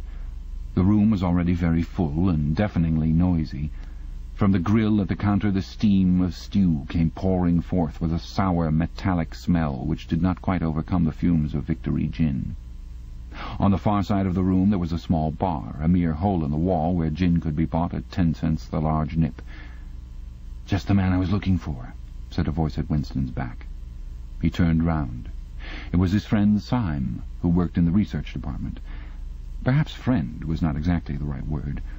You did not have friends nowadays, you had comrades. But there were some comrades whose society was pleasanter than that of others. Syme was a philologist, a specialist in newspeak. Indeed, he was one of the enormous team of experts now engaged in compiling the 11th edition of the Newspeak Dictionary. He was a tiny creature, smaller than Winston, with dark hair and large, protuberant eyes, at once mournful and derisive, which seemed to search your face closely while he was speaking to you. "I wanted to ask whether you'd got any razor blades," he said. "Not one," said Winston, with a sort of guilty haste. "I've tried all over the place. They don't exist any longer." Everyone kept asking you for razor blades. Actually, he had 2 unused ones which he was hoarding up. There had been a famine of them for months past. At any given moment there was some necessary article which the party shops were unable to supply. Sometimes it was buttons, sometimes it was darning wool, sometimes it was shoelaces. At present it was razor blades. You could only get hold of them, if at all, by scrounging more or less furtively on the free market. "I've been using the same blade for 6 weeks, he added untruthfully. The queue gave another jerk forward. As they halted, he turned and faced Syme again. Each of them took a greasy metal tray from a pile at the edge of the counter. "Did you go and see the prisoners hanged yesterday?" said Syme. "I was working," said Winston indifferently. "I shall see it on the flicks, I suppose." "A very inadequate substitute," said Syme. His mocking eyes roved over Winston's face. "I know you," the eyes seemed to say. "I see through you. I know very well why you didn't go to see those prisoners hanged." In an intellectual way, Syme was venomously orthodox. He would talk with a disagreeable, gloating satisfaction of helicopter raids on enemy villages, the trial and confessions of thought criminals, the executions in the cellars of the Ministry of Love. Talking to him was largely a matter of getting him away from such subjects and entangling him, if possible, in the technicalities of newspeak, on which he was authoritative and interesting. Winston turned his head a little aside to avoid the scrutiny of the large dark eyes. "It was a good hanging," said Syme reminiscently. "I think it spoils it when they tie their feet together. I like to see them kicking. And above all, at the end, the tongue sticking right out and blue, a quite bright blue. That's the detail that appeals to me." "Next, please," yelled the white-aproned prole with the ladle. Winston and Syme pushed their trays beneath the grill. Onto each was dumped swiftly the regulation lunch: metal pannikin of pinkish-grey stew, a hunk of bread, a cube of cheese, a mug of milkless Victory coffee, and one saccharin tablet. "There's a table over there under that telescreen," said Syme. "Let's pick up a gin on the way." The gin was served out to them in handle-less china mugs. They threaded their way across the crowded room and unpacked their trays onto the metal-top table, on one corner of which someone had left a pool of stew, a filthy liquid mess that had the appearance of vomit. Winston took up his mug of gin, paused for an instant to collect his nerve, and gulped the oily-tasting stuff down. When he had winked the tears out of his eyes, he suddenly discovered that he was hungry. He began swallowing spoonfuls of the stew, which, in among its general sloppiness, had cubes of spongy, pinkish stuff which was probably a preparation of meat. Neither of them spoke again until they had emptied their pannikins. From the table at Winston's left, a little behind his back, someone was talking rapidly and continuously, a harsh gabble almost like the quacking of a duck, which pierced the general uproar of the room. "How's the dictionary getting on?" said Winston, raising his voice to overcome the noise. "Slowly," said Syme. "I'm on the adjectives. It's fascinating." He had brightened up immediately at the mention of Newspeak. He pushed his pannikin aside, took up his hunk of bread in one delicate hand and his cheese in the other, and leaned across the table so as to be able to speak without shouting. "The 11th edition is the definitive edition," he said. "We're getting the language into its final shape, the shape it's going to have when nobody speaks anything else. When we've finished with it, people like you will have to learn it all over again. You think, I dare say, that our chief job is inventing new words, but not a bit of it. We're destroying words, scores of them, hundreds of them, every day. We're cutting the language down to the bone. The 11th edition won't contain a single word that will become obsolete before the year 2050. He bit hungrily into his bread and swallowed a couple of mouthfuls, then continued speaking with a sort of pedant's passion. His thin, dark face had become animated. His eyes had lost their mocking expression and grown almost dreamy. "It's a beautiful thing, the destruction of words. Of course, the great wastage is in the verbs and adjectives, but there are hundreds of nouns that can be got rid of as well. It isn't only the synonyms. There are also the antonyms. After all, what justification is there for a word which is simply the opposite of some other words? A word contains its opposite in itself. Take good, for instance. If you have a word like good, what need is there for a word like bad? Ungood will do just as well. Better, because it's an exact opposite, which the other is not. Or, again, if you want a stronger version of good, what sense is there in having a whole string of vague, useless words like excellent and splendid and all the rest of them? Plus good covers the meaning. Or double plus good if you want something stronger still. Of course, we use those forms already, but in the final version of Newspeak there'll be nothing else. In the end, the whole notion of goodness and badness will be covered by only 6 words. In reality, only 1 word. Don't you see the beauty of that, Winston? It was B.B.'s idea originally, of course," he added as an afterthought. A sort of vapid eagerness flitted across Winston's face at the mention of Big Brother. Nevertheless, Syme immediately detected a certain lack of enthusiasm. "You haven't a real appreciation of Newspeak, Winston," he said almost sadly. "Even when you write it, you're still thinking in old speak. I've read some of those pieces that you write in the Times occasionally. They're good enough, but they're translations. In your heart, you'd prefer to stick to old speak with all its vagueness and its useless shades of meaning. You don't grasp the beauty of the destruction of words. Do you know that Newspeak is the only language in the world whose vocabulary gets smaller every year?" Winston did know that, of course. He smiled sympathetically, he hoped, not trusting himself to speak. Syme bit off another fragment of the dark-coloured bread, chewed it briefly, and went on. "Don't you see that the whole aim of Newspeak is to narrow the range of thought? In the end we shall make thought crime literally impossible because there will be no words in which to express it. Every concept that will ever be needed will be expressed by exactly 1 word, with its meaning rigidly defined and all its subsidiary meanings rubbed out and forgotten. Already in the 11th edition we're not far from that point. But the process will still be continuing long after you and I are dead. Every year, fewer and fewer words, and the range of consciousness always a little smaller. Even now, of course, there's no reason or excuse for committing thought crime. It's merely a question of self-discipline, reality control. But in the end, there won't be any need even for that. The revolution will be complete when the language is perfect. Newspeak is Ingsoc, and Ingsoc is Newspeak, he added with a sort of mystical satisfaction.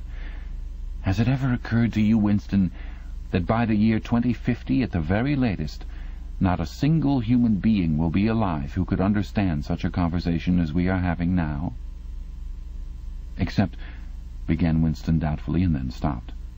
It had been on the tip of his tongue to say, except the proles, but he checked himself, not feeling fully certain that this remark was not in some way unorthodox. Syme, however, had divined what he was about to say. The proles are not human beings, he said carelessly. By 2050, earlier probably, all real knowledge of Oldspeak will have disappeared. The whole literature of the past will have been destroyed. Chaucer, Shakespeare, Milton, Byron. They'll exist only in Newspeak versions. Not merely changed into something different, but actually changed into something contradictory of what they used to be. Even the literature of the party will change. Even the slogans will change. How could you have a slogan like "Freedom is slavery" when the concept of freedom has been abolished? The whole climate of thought will be different. In fact, there will be no thought as we understand it now. Orthodoxy means not thinking, not needing to think. Orthodoxy is unconsciousness. One of these days, thought Winston with sudden, deep conviction, Syme will be vaporized. He is too intelligent. He sees too clearly and speaks too plainly. The party does not like such people. One day he will disappear. It is written in his face. Winston had finished his bread and cheese. He turned a little sideways in his chair to drink his mug of coffee. At the table on his left, the man with the strident voice was still talking remorselessly away. A young woman, who was perhaps his secretary and who was sitting with her back to Winston, was listening to him and seemed to be eagerly agreeing with everything that he said. From time to time Winston caught some such remark as, "I think you're so right, I do so agree with you," uttered in a youthful and rather silly feminine voice. But the other voice never stopped for an instant, even when the girl was speaking. Winston knew the man by sight, though he knew no more about him than that he held some important post in the fiction department. He was a man of about 30, with a muscular throat and a large, mobile mouth.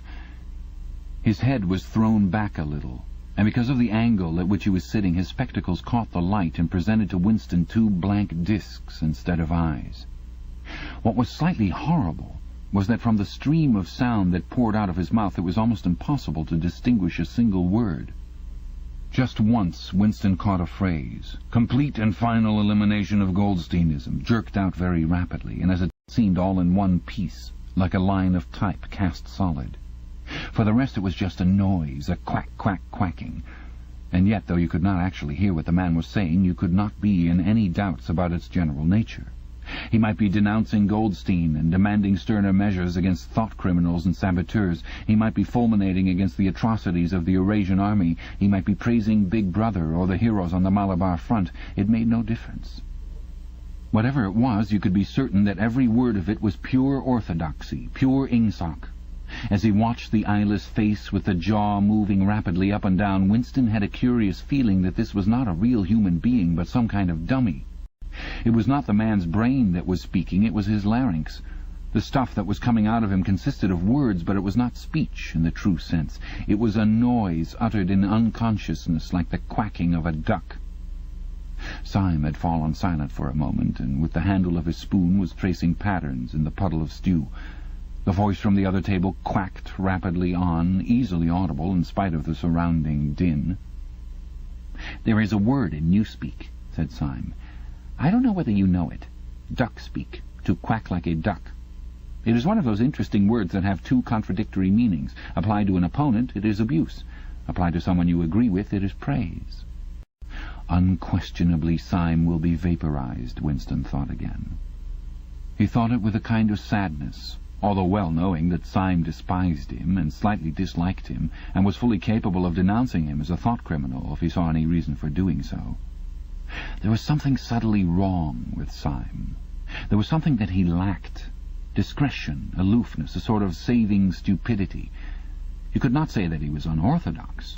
He believed in the principles of Ingsoc. He venerated Big Brother. He rejoiced over victories. He hated heretics, not merely with sincerity, but with a sort of restless zeal, an up-to-dateness of information which the ordinary party member did not approach. Yet a faint air of disreputability always clung to him.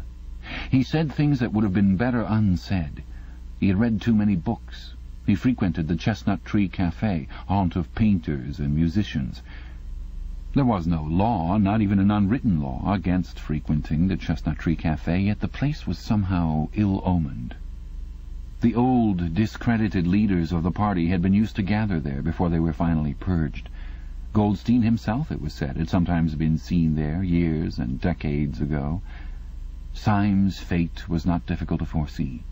And yet it was a fact that if Syme grasped, even for 3 seconds, the nature of his, Winston's, secret opinions, he would betray him instantly to the thought police. So would anybody else, for that matter, but Syme more than most. Zeal was not enough. Orthodoxy was unconsciousness. Syme looked up. "Here comes Parsons," he said. Something in the tone of his voice seemed to add, "that bloody fool." Parsons, Winston's fellow tenant at Victory Mansions, was in fact threading his way across the room, a tubby, middle-sized man with fair hair and a frog-like face. At 35 he was already putting on rolls of fat at neck and waistline, but his movements were brisk and boyish. His whole appearance was that of a little boy grown large, so much so that although he was wearing the regulation overalls, it was almost impossible not to think of him as being dressed in the blue shorts, grey shirt, and red neckerchief of the spies. In visualizing him, one always saw a picture of dimpled knees and sleeves rolled back from pudgy forearms. Parsons did, indeed, invariably revert to shorts when a community hike or any other physical activity gave him an excuse for doing so. He greeted them both with a cheery "Hello, hello," and sat down at the table, giving off an intense smell of sweat. Beads of moisture stood out all over his pink face. His powers of sweating were extraordinary. At the community centre you could always tell when he had been playing table tennis by the dampness of the bat handle. Syme had produced a strip of paper on which there was a long column of words and was studying it with an ink pencil between his fingers. "Look at him working away in the lunch hour," said Parsons, nudging Winston. "Keenness, eh? What's that you've got there, old boy? Something a bit too brainy for me, I expect. Smith, old boy, I'll tell you why I'm chasing you. It's that sub you forgot to give me." "Which sub is that?" said Winston, automatically feeling for money. About a quarter of one's salary had to be earmarked for voluntary subscriptions, which were so numerous that it was difficult to keep track of them. "For Hate Week. You know, the house-by-house fund. I'm treasurer for our block. We're making an all-out effort. Going to put on a tremendous show. I tell you, it won't be my fault if old Victory Mansions doesn't have the biggest outfit of flags in the whole street. $2 you promised me." Winston found and handed over 2 creased and filthy notes, which Parsons entered in a small notebook in the neat handwriting of the illiterate. "By the way, old boy," he said, "I hear that little beggar of mine let fly at you with his catapult yesterday. I gave him a good dressing down for it. In fact, I told him I'd take the catapult away if he does it again." "I think he was a little upset at not going to the execution," said Winston. "Oh, well, what I mean to say shows the right spirit, doesn't it? Mischievous little beggars they are, both of them, but talk about keenness. All they think about is the spies, and the war, of course. Do you know what that little girl of mine did last Saturday when her troop was on a hike out Berkhamsted way? She got 2 other girls to go with her, slipped off from the hike, and spent the whole afternoon following a strange man. They kept on his tail for 2 hours right through the woods, and then when they got into Amersham handed him over to the patrols." "What did they do that for?" said Winston, somewhat taken aback. Parsons went on triumphantly. "My kid made sure he was some kind of enemy agent. Might have been dropped by parachute, for instance. But here's the point, old boy. What do you think put her onto him in the first place? She spotted he was wearing a funny kind of shoes. Said she'd never seen anyone wearing shoes like that before, so the chances were he was a foreigner. Pretty smart for a nipper of 7, eh?" "What happened to the man?" said Winston. "Oh, that I couldn't say, of course, but I wouldn't be altogether surprised if—" Parsons made the motion of aiming a rifle and clicked his tongue for the explosion. "Good," said Syme abstractedly, without looking up from his strip of paper. "Of course, we can't afford to take chances," agreed Winston dutifully. "What I mean to say, there's a war on," said Parsons. As though in confirmation of this, a trumpet call floated from the telescreen just above their heads. However, it was not the proclamation of a military victory this time, but merely an announcement from the Ministry of Plenty. "Comrades!" cried an eager, youthful voice. "Attention, comrades! We have glorious news for you. We have won the battle for production. Returns now completed of the output of all classes of consumption goods show that the standard of living has risen by no less than 20% over the past year. All over Oceania this morning there were irrepressible, spontaneous demonstrations when workers marched out of factories and offices and paraded through the streets with banners voicing their gratitude to Big Brother for the new, happy life which his wise leadership has bestowed upon us. Here are some of the completed figures. Foodstuffs." The phrase, "our new, happy life," recurred several times. It had been a favorite of late with the Ministry of Plenty. Parsons, his attention caught by the trumpet call, sat listening with a sort of gaping solemnity, a sort of edified boredom. He could not follow the figures, but he was aware that they were in some way a cause for satisfaction. He had lugged out a huge and filthy pipe, which was already half full of charred tobacco. With the tobacco ration at 100 grams a week, it was seldom possible to fill a pipe up to the top. Winston was smoking a Victory cigarette, which he held carefully horizontal. The new ration did not start until tomorrow, and he had only 4 cigarettes left. For the moment he had shut his ears to the remoter noises and was listening to the stuff that streamed out of the telescreen. It appeared that there had even been demonstrations to thank Big Brother for raising the chocolate ration to 20 grams a week. And only yesterday, he reflected, it had been announced that the ration was to be reduced to 20 grams a week. Was it possible that they could swallow that after only 24 hours? Yes, they swallowed it. Parsons swallowed it easily, with the stupidity of an animal. The eyeless creature at the other table swallowed it fanatically, passionately, with a furious desire to track down, denounce, and vaporize anyone who should suggest that last week the ration had been 30 grams. Syme, too, in some more complex way involving doublethink, Syme swallowed it. Was he then alone in the possession of a memory? The fabulous statistics continued to pour out of the telescreen. As compared with last year, there was more food, more clothes, more houses, more furniture, more cooking pots, more fuel, more ships, more helicopters, more books, more babies, more of everything except disease, crime, and insanity. Year by year and minute by minute, everybody and everything was whizzing rapidly upwards. As Syme had done earlier, Winston had taken up his spoon and was dabbling in the pale-coloured gravy that dribbled across the table, drawing a long streak of it out into a pattern. He meditated resentfully on the physical texture of life. Had it always been like this? Had food always tasted like this? He looked around the canteen. A low-ceilinged, crowded room, its walls grimy from the contact of innumerable bodies, battered metal tables and chairs placed so close together that you sat with elbows touching, bent spoons, dented trays, coarse white mugs, all surfaces greasy, grime in every crack, and a sourish composite smell of bad gin and bad coffee and metallic stew and dirty clothes. Always in your stomach and in your skin there was a sort of protest, a feeling that you had been cheated of something that you had a right to. It was true that he had no memories of anything greatly different. In any time that he could accurately remember, there had never been quite enough to eat. One never had socks or underclothes that were not full of holes. Furniture had always been battered and rickety, rooms underheated, tube trains crowded, houses falling to pieces, bread dark-coloured, tea a rarity, coffee filthy-tasting, cigarettes insufficient, nothing cheap and plentiful except synthetic gin. And though, of course, it grew worse as one's body aged, was it not a sign that this was not the natural order of things if one's heart sickened at the discomfort and dirt and scarcity, the interminable winters, the stickiness of one's socks, the lifts that never worked, the cold water, the gritty soap, the cigarettes that came to pieces, the food with its strange evil tastes? Why should one feel it to be intolerable unless one had some kind of ancestral memory that things had once been different? He looked round the canteen again. Nearly everyone was ugly, and would still have been ugly even if dressed otherwise than in the uniform blue overalls. On the far side of the room, sitting at a table alone, a small, curiously beetle-like man was drinking a cup of coffee, his little eyes darting suspicious glances from side to side. How easy it was, thought Winston, if you did not look about you, to believe that the physical type set up by the party as an ideal, tall, muscular youths and deep-bosomed maidens, blonde-haired, vital, sunburnt, carefree, existed and even predominated. Actually, so far as he could judge, the majority of people in Airstrip 1 were small, dark, and ill-favoured. It was curious how that beetle-like type proliferated in the ministries. Little dumpy men, growing stout very early in life, with short legs, swift scuttling movements, and fat, inscrutable faces with very small eyes. It was the type that seemed to flourish best under the dominion of the party. The announcement from the Ministry of Plenty ended on another trumpet call and gave way to tinny music.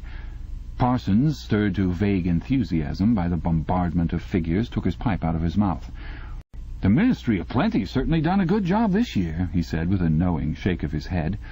"By the way, Smith, old boy, I suppose you haven't got any razor blades you can let me have?" "Not one," said Winston.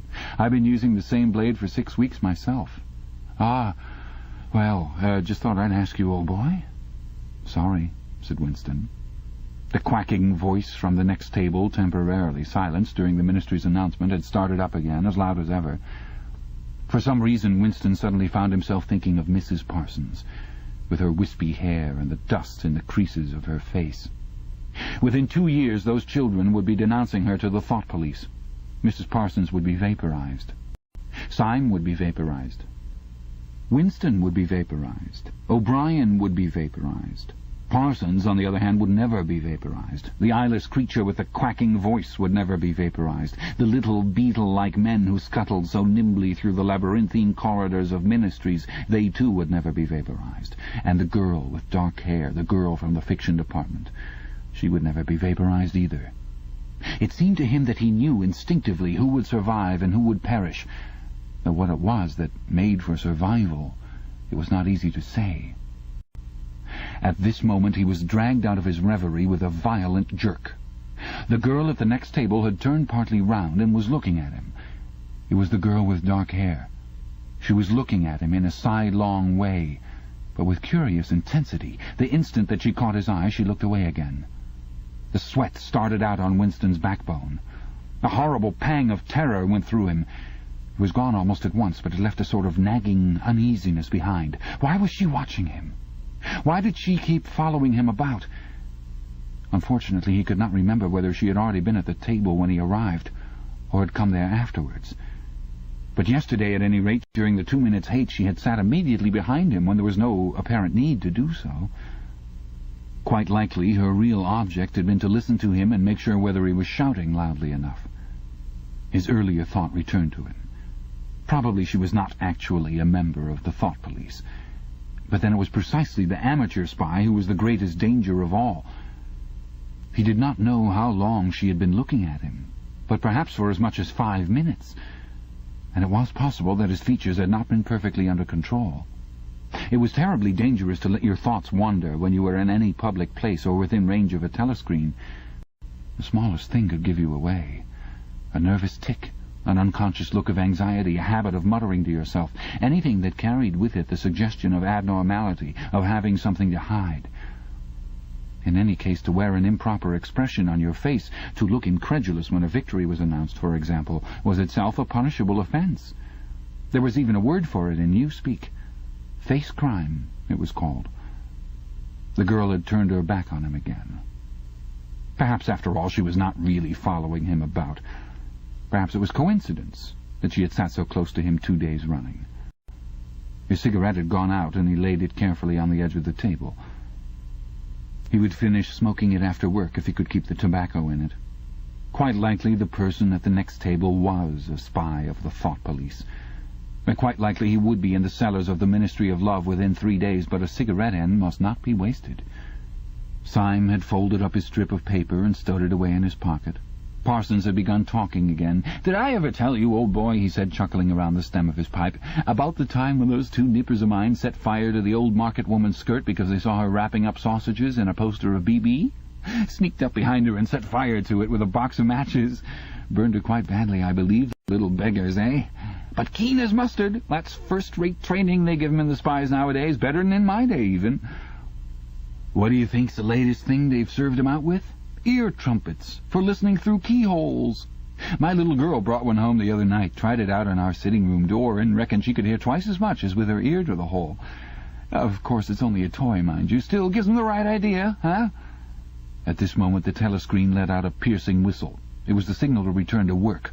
All three men sprang to their feet to join in the struggle round the lifts, and the remaining tobacco fell out of Winston's cigarette. Chapter 6. Winston was writing in his diary. It was 3 years ago.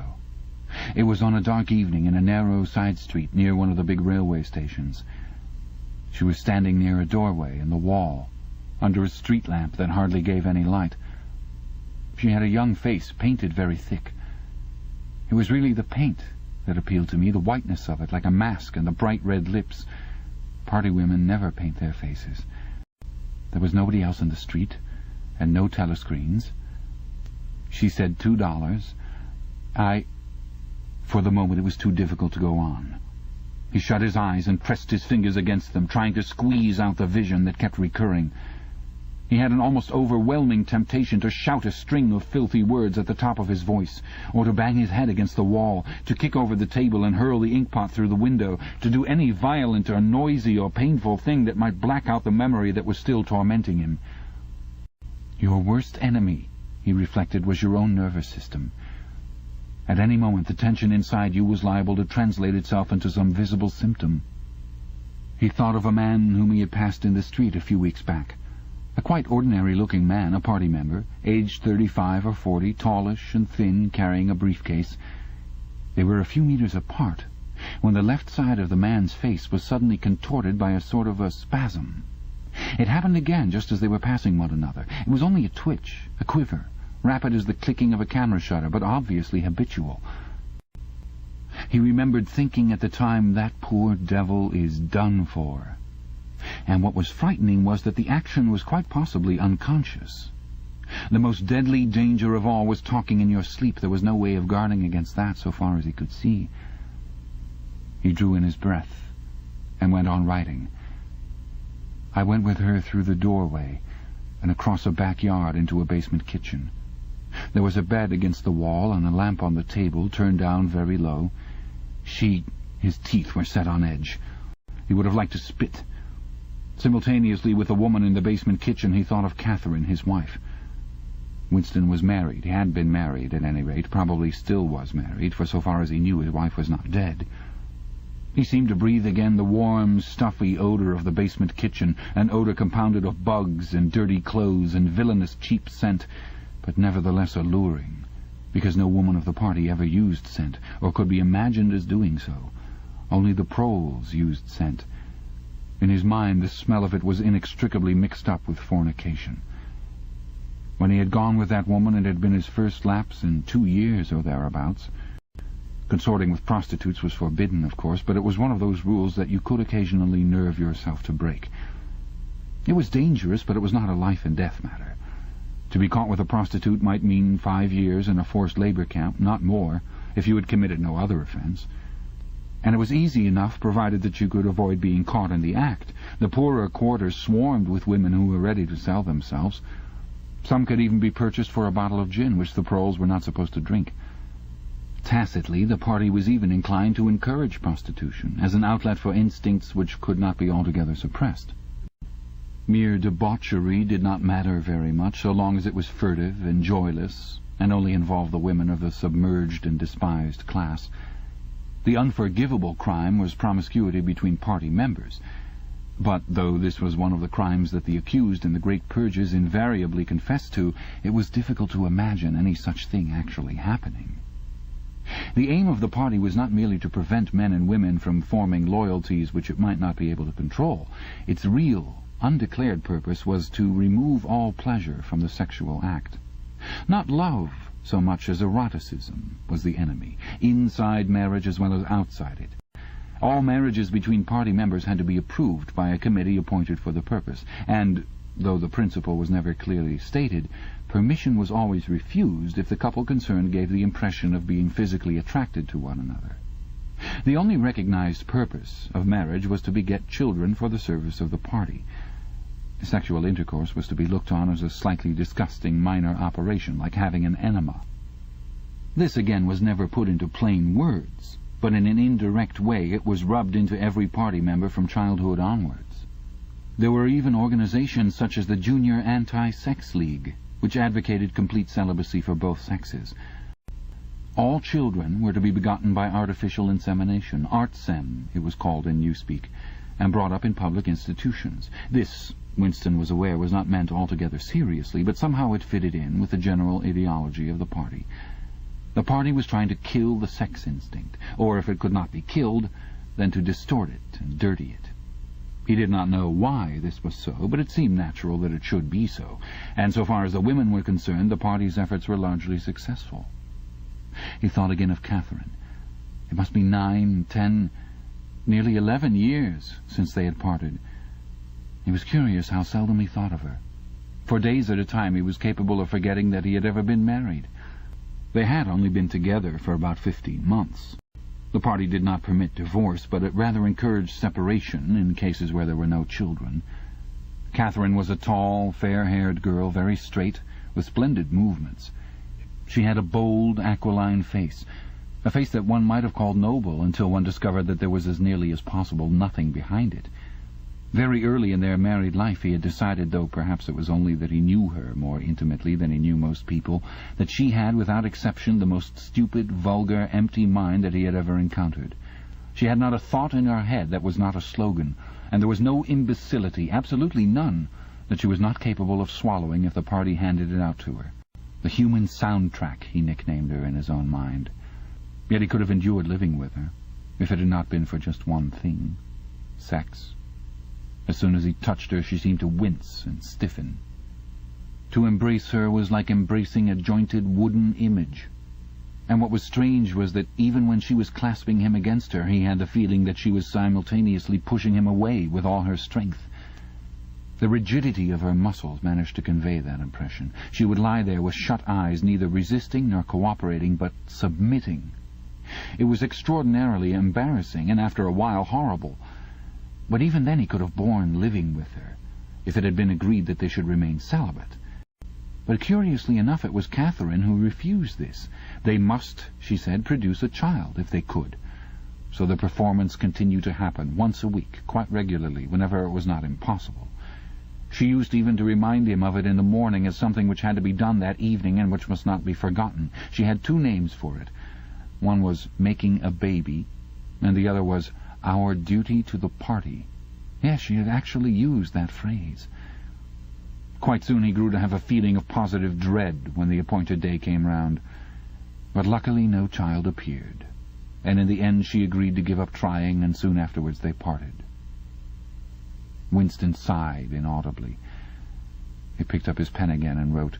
She threw herself down on the bed, and at once, without any kind of preliminary, in the most coarse, horrible way you can imagine, pulled up her skirt. He saw himself standing there in the dim lamplight, with the smell of bugs and cheap scent in his nostrils, and in his heart a feeling of defeat and resentment, which even at that moment was mixed up with the thought of Catherine's white body, frozen forever by the hypnotic power of the party. Why did it always have to be like this? Why could he not have a woman of his own instead of these filthy scuffles at intervals of years? But a real love affair was an almost unthinkable event. The women of the party were all alike. Chastity was as deeply ingrained in them as party loyalty.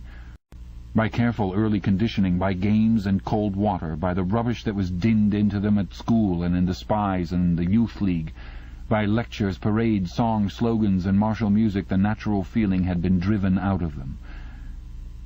His reason told him that there must be exceptions, but his heart did not believe it. They were all impregnable, as the party intended that they should be.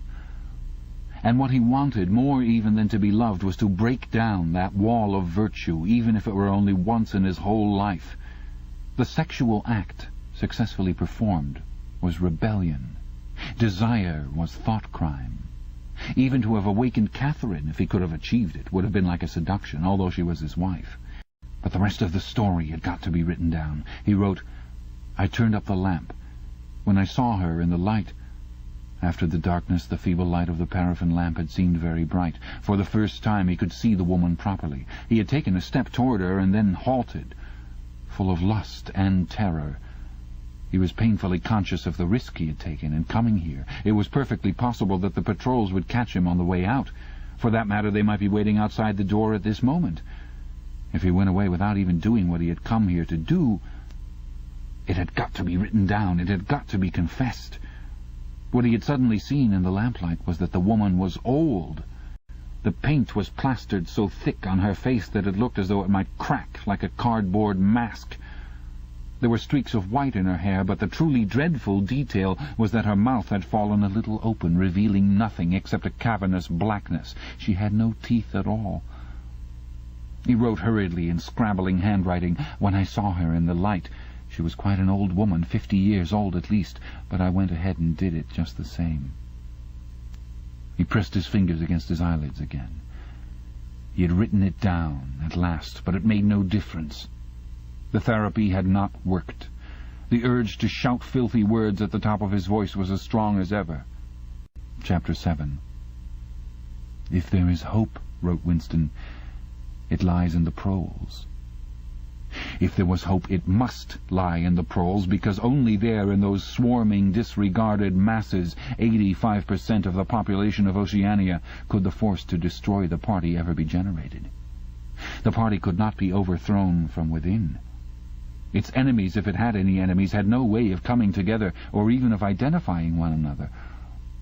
Even if the legendary Brotherhood existed, as just possibly it might, it was inconceivable that its members could ever assemble in larger numbers than 2s and 3s. Rebellion meant a look in the eyes, an inflection of the voice, at the most an occasional whispered word. But the proles, if only they could somehow become conscious of their own strength, would have no need to conspire. They needed only to rise up and shake themselves like a horse shaking off flies. If they chose, they could blow the party to pieces tomorrow morning. Surely, sooner or later, it must occur to them to do it. And yet, he remembered how once he had been walking down a crowded street when a tremendous shout of hundreds of voices, women's voices, had burst from a side street a little way ahead. It was a great, formidable cry of anger and despair, a deep, loud "ooh" that went humming on like the reverberation of a bell. His heart had leapt. It started, he had thought, a riot. The proles are breaking loose at last. When he had reached the spot, it was to see a mob of 200 or 300 women crowding around the stalls of a street market, with faces as tragic as though they had been the doomed passengers on a sinking ship. But at this moment the general despair broke down into a multitude of individual quarrels. It appeared that one of the stalls had been selling tin saucepans.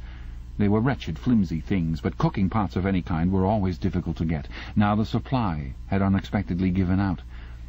The successful women, bumped and jostled by the rest, were trying to make off with their saucepans, while dozens of others clamoured round the stall, accusing the stall-keeper of favouritism and of having more saucepans somewhere in reserve. There was a fresh outburst of yells. 2 bloated women, one of them with her hair coming down, had got hold of the same saucepan and were trying to tear it out of one another's hands. For a moment they were both tugging, and then the handle came off. Winston watched them disgustedly. And yet, just for a moment, what almost frightening power had sounded in that cry from only a few hundred throats. Why was it that they could never shout like that about anything that mattered? Until they become conscious, they will never rebel. And until after they have rebelled, they cannot become conscious. That, he reflected, might almost have been a transcription from one of the party textbooks. The party claimed, of course, to have liberated the proles from bondage. Before the revolution they had been hideously oppressed by the capitalists. They had been starved and flogged. Women had been forced to work in the coal mines. Women still did work in the coal mines, as a matter of fact. Children had been sold into the factories at the age of 6. But simultaneously, true to the principles of doublethink, the party taught that the proles were natural inferiors who must be kept in subjection, like animals, by the application of a few simple rules. In reality, very little was known about the proles. It was not necessary to know much. So long as they continued to work and read, their other activities were without importance. Left to themselves like cattle turned loose upon the plains of Argentina, they had reverted to a style of life that appeared to be natural to them, a sort of ancestral pattern. They were born, they grew up in the gutters, they went to work at 12, they passed through a brief blossoming period of beauty and sexual desire. They married at 20, they were middle-aged at 30, they died for the most part at 60. Heavy physical work, the care of home and children, petty quarrels with neighbours, films, football, beer, and above all, gambling, filled up the horizon of their minds. To keep them in control was not difficult. A few agents of the thought police moved always among them, spreading false rumours and marking down and eliminating the few individuals who were judged capable of becoming dangerous.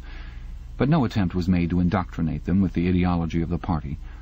It was not desirable that the proles should have strong political feelings. All that was required of them was a primitive patriotism, which could be appealed to whenever it was necessary to make them accept longer working hours or shorter rations. And even when they became discontented, as they sometimes did, their discontent led nowhere, because, being without general ideas, they could only focus it on petty, specific grievances. The larger evils invariably escaped their notice. The great majority of proles did not even have telescreens in their homes. Even the civil police interfered with them very little. There was a vast amount of criminality in London, a whole world within a world of thieves, bandits, prostitutes, drug peddlers, and racketeers of every description, but since it all happened among the proles themselves, it was of no importance. In all questions of morals they were allowed to follow their ancestral code. The sexual puritanism of the party was not imposed upon them. Promiscuity went unpunished, divorce was permitted, for that matter even religious worship would have been permitted if the proles had shown any sign of needing or wanting it. They were beneath suspicion. As the party slogan put it, proles and animals are free. Winston reached down and cautiously scratched his varicose ulcer. It had begun itching again. The thing you invariably came back to was the impossibility of knowing what life before the revolution had really been like. He took out of the drawer a copy of a children's history textbook which he had borrowed from Mrs. Parsons, and began copying a passage into the diary. In the old days, it ran, before the glorious revolution, London was not the beautiful city that we know today. It was a dark, dirty, miserable place where hardly anybody had enough to eat, and where hundreds and thousands of poor people had no boots on their feet and not even a roof to sleep under. Children no older than you are had to work 12 hours a day for cruel masters who flogged them with whips if they worked too slowly and fed them on nothing but stale bread crusts and water. But in among this terrible poverty there were just a few great, big, beautiful houses that were lived in by rich men who had as many as 30 servants to look after them. These rich men were called capitalists. They were fat, ugly men with wicked faces like the one in the picture on the opposite page. You can see that he is dressed in a long black coat, which was called a frock coat, and a queer, shiny hat shaped like a stovepipe, which was called a top hat. This was the uniform of the capitalists, and no one else was allowed to wear it. The capitalists owned everything in the world, and everyone else was their slave. They owned all the land, all the houses, all the factories, and all the money. If anyone disobeyed them, they could throw him into prison, or they could take his job away and starve him to death. When any ordinary person spoke to a capitalist, he had to cringe and bow to him and take off his cap and address him as Sir. The chief of all the capitalists was called the King, but he knew the rest of the catalogue. There would be mention of the bishops in their lawn sleeves, the judges in their ermine robes, the pillory, the stocks, the treadmill, the cat-o'-nine-tails, the Lord Mayor's banquet, and the practice of kissing the Pope's toe. There was also something called the jus primae noctis, which would probably not be mentioned in a textbook for children. It was the law by which every capitalist had the right to sleep with any woman working in one of his factories. How could you tell how much of it was lies? It might be true that the average human being was better off now than he had been before the revolution. The only evidence to the contrary was the mute protest in your own bones, the instinctive feeling that the conditions you lived in were intolerable, and that at some other time they must have been different. It struck him that the truly characteristic thing about modern life was not its cruelty and insecurity, but simply its bareness, its dinginess, its listlessness. Life, if you looked about you, bore no resemblance not only to the lies that streamed out of the telescreens, but even to the ideals that the party was trying to achieve. Great areas of it, even for a party member, were neutral and non-political, a matter of slogging through dreary jobs, fighting for a place on the tube, darning a worn-out sock, cadging a saccharin tablet, saving a cigarette end. The ideal set up by the party was something huge, terrible, and glittering. A world of steel and concrete, of monstrous machines and terrifying weapons. A nation of warriors and fanatics marching forward in perfect unity, all thinking the same thoughts and shouting the same slogans, perpetually working, fighting, triumphing, persecuting. 300 million people, all with the same face.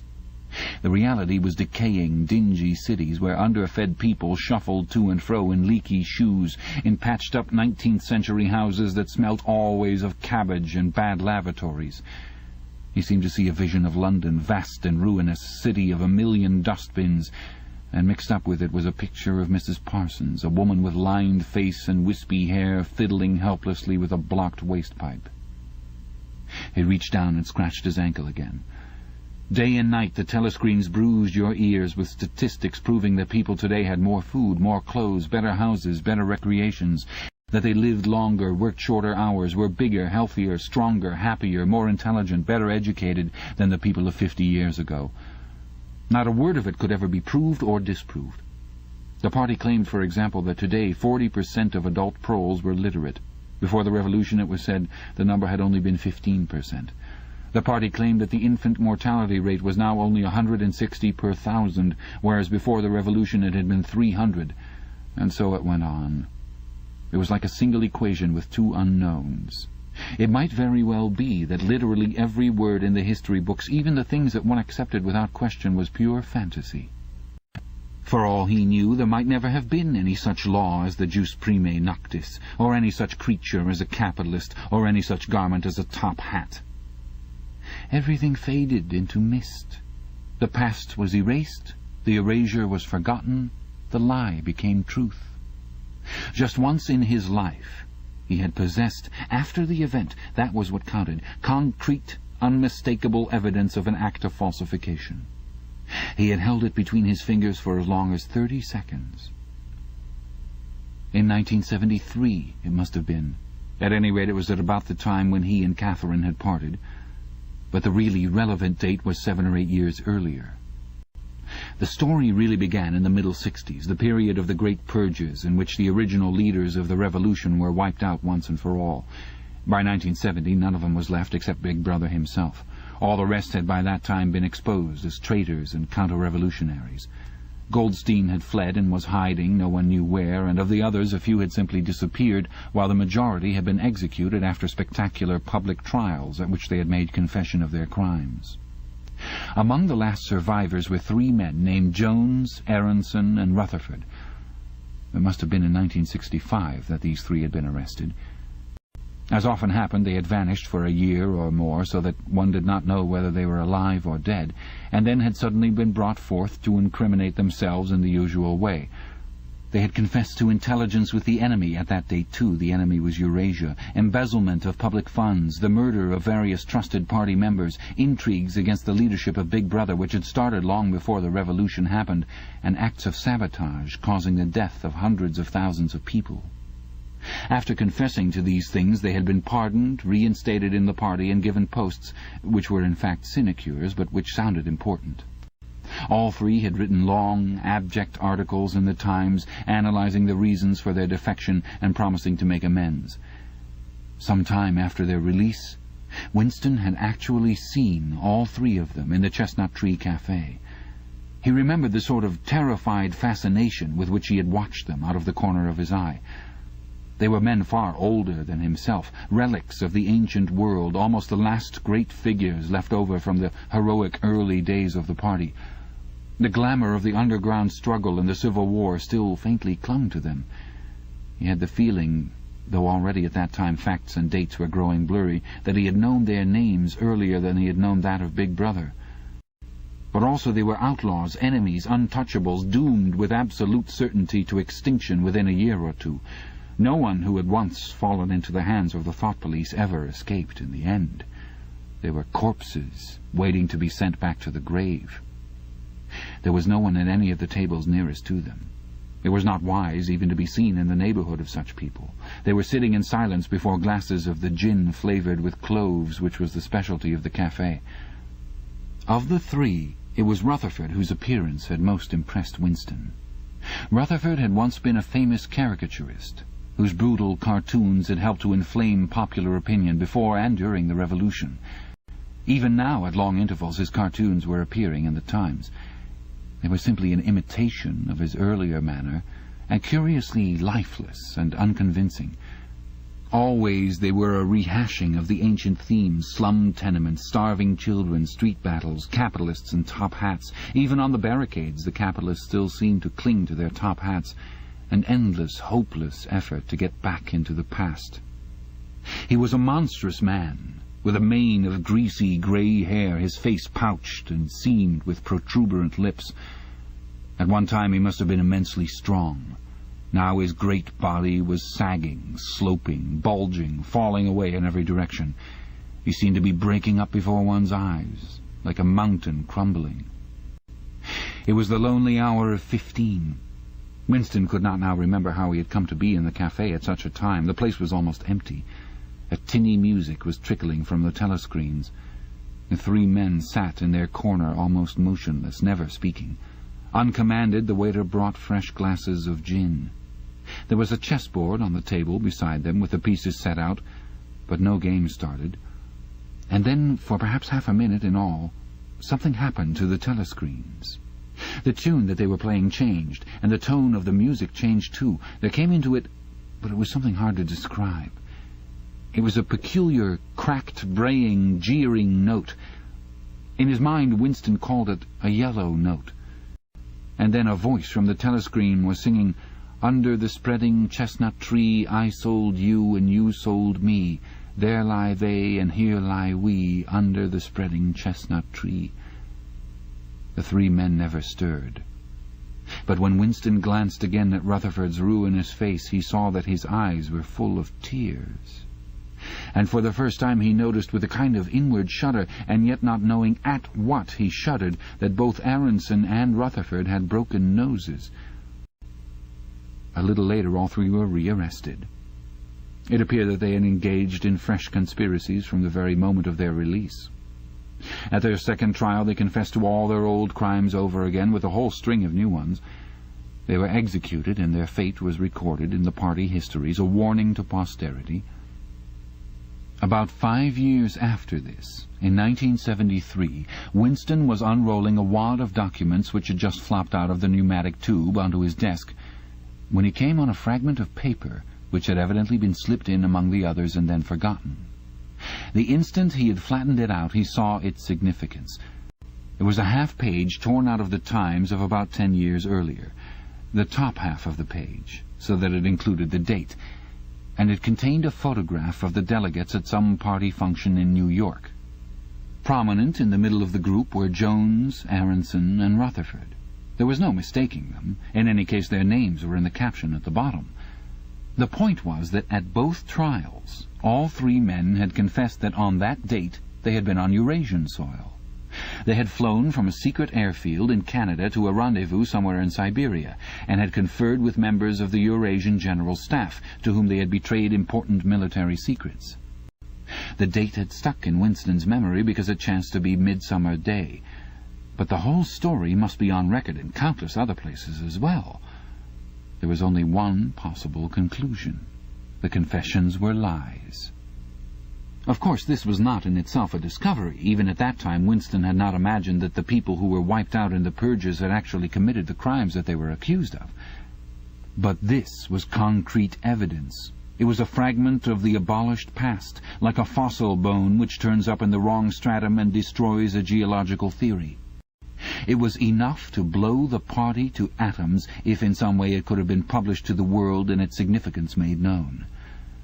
He had gone straight on working.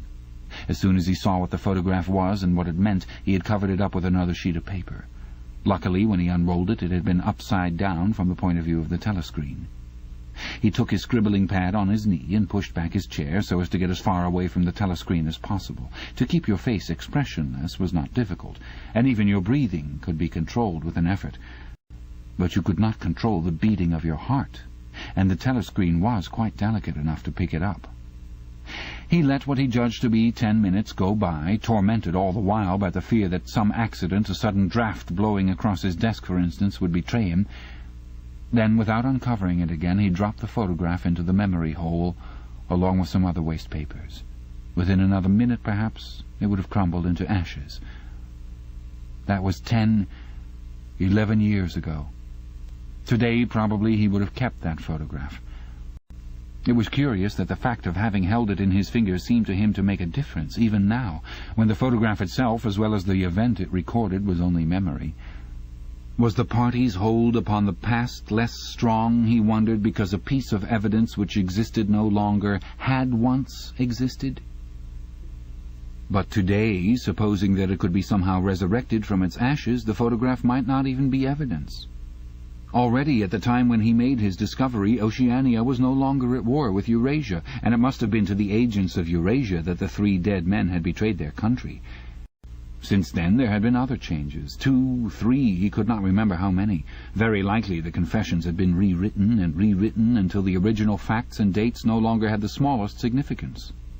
The past not only changed, but changed continuously. What most afflicted him with the sense of nightmare was that he had never clearly understood why the huge imposture was undertaken. The immediate advantages of falsifying the past were obvious, but the ultimate motive was mysterious. He took up his pen again and wrote, "I understand how. I do not understand why." He wondered, as he had many times wondered before, whether he himself was a lunatic. Perhaps a lunatic was simply a minority of one.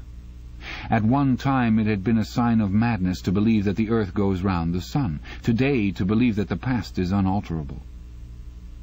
He might be alone in holding that belief, and if alone, then a lunatic. But the thought of being a lunatic did not greatly trouble him. The horror was that he might also be wrong. He picked up the children's history book and looked at the portrait of Big Brother which formed its frontispiece. The hypnotic eyes gazed into his own. It was as though some huge force were pressing down upon you, something that penetrated inside your skull, battering against your brain, frightening you out of your beliefs, persuading you almost to deny the evidence of your senses. In the end, the party would announce that 2 and 2 made 5, and you would have to believe it. It was inevitable that they should make that claim sooner or later. The logic of their position demanded it. Not merely the validity of experience, but the very existence of external reality was tacitly denied by their philosophy. The heresy of heresies was common sense. And what was terrifying was not that they would kill you for thinking otherwise, but that they might be right. For after all, how do we know that 2 and 2 make 4?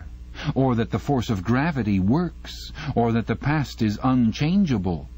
If both the past and the external world exist only in the mind, and if the mind itself is controllable, what then? But no. His courage seemed suddenly to stiffen of its own accord. The face of O'Brien, not called up by any obvious association, had floated into his mind. He knew with more certainty than before that O'Brien was on his side. He was writing the diary for O'Brien, to O'Brien. It was like an interminable letter which no one would ever read, but which was addressed to a particular person and took its colour from that fact.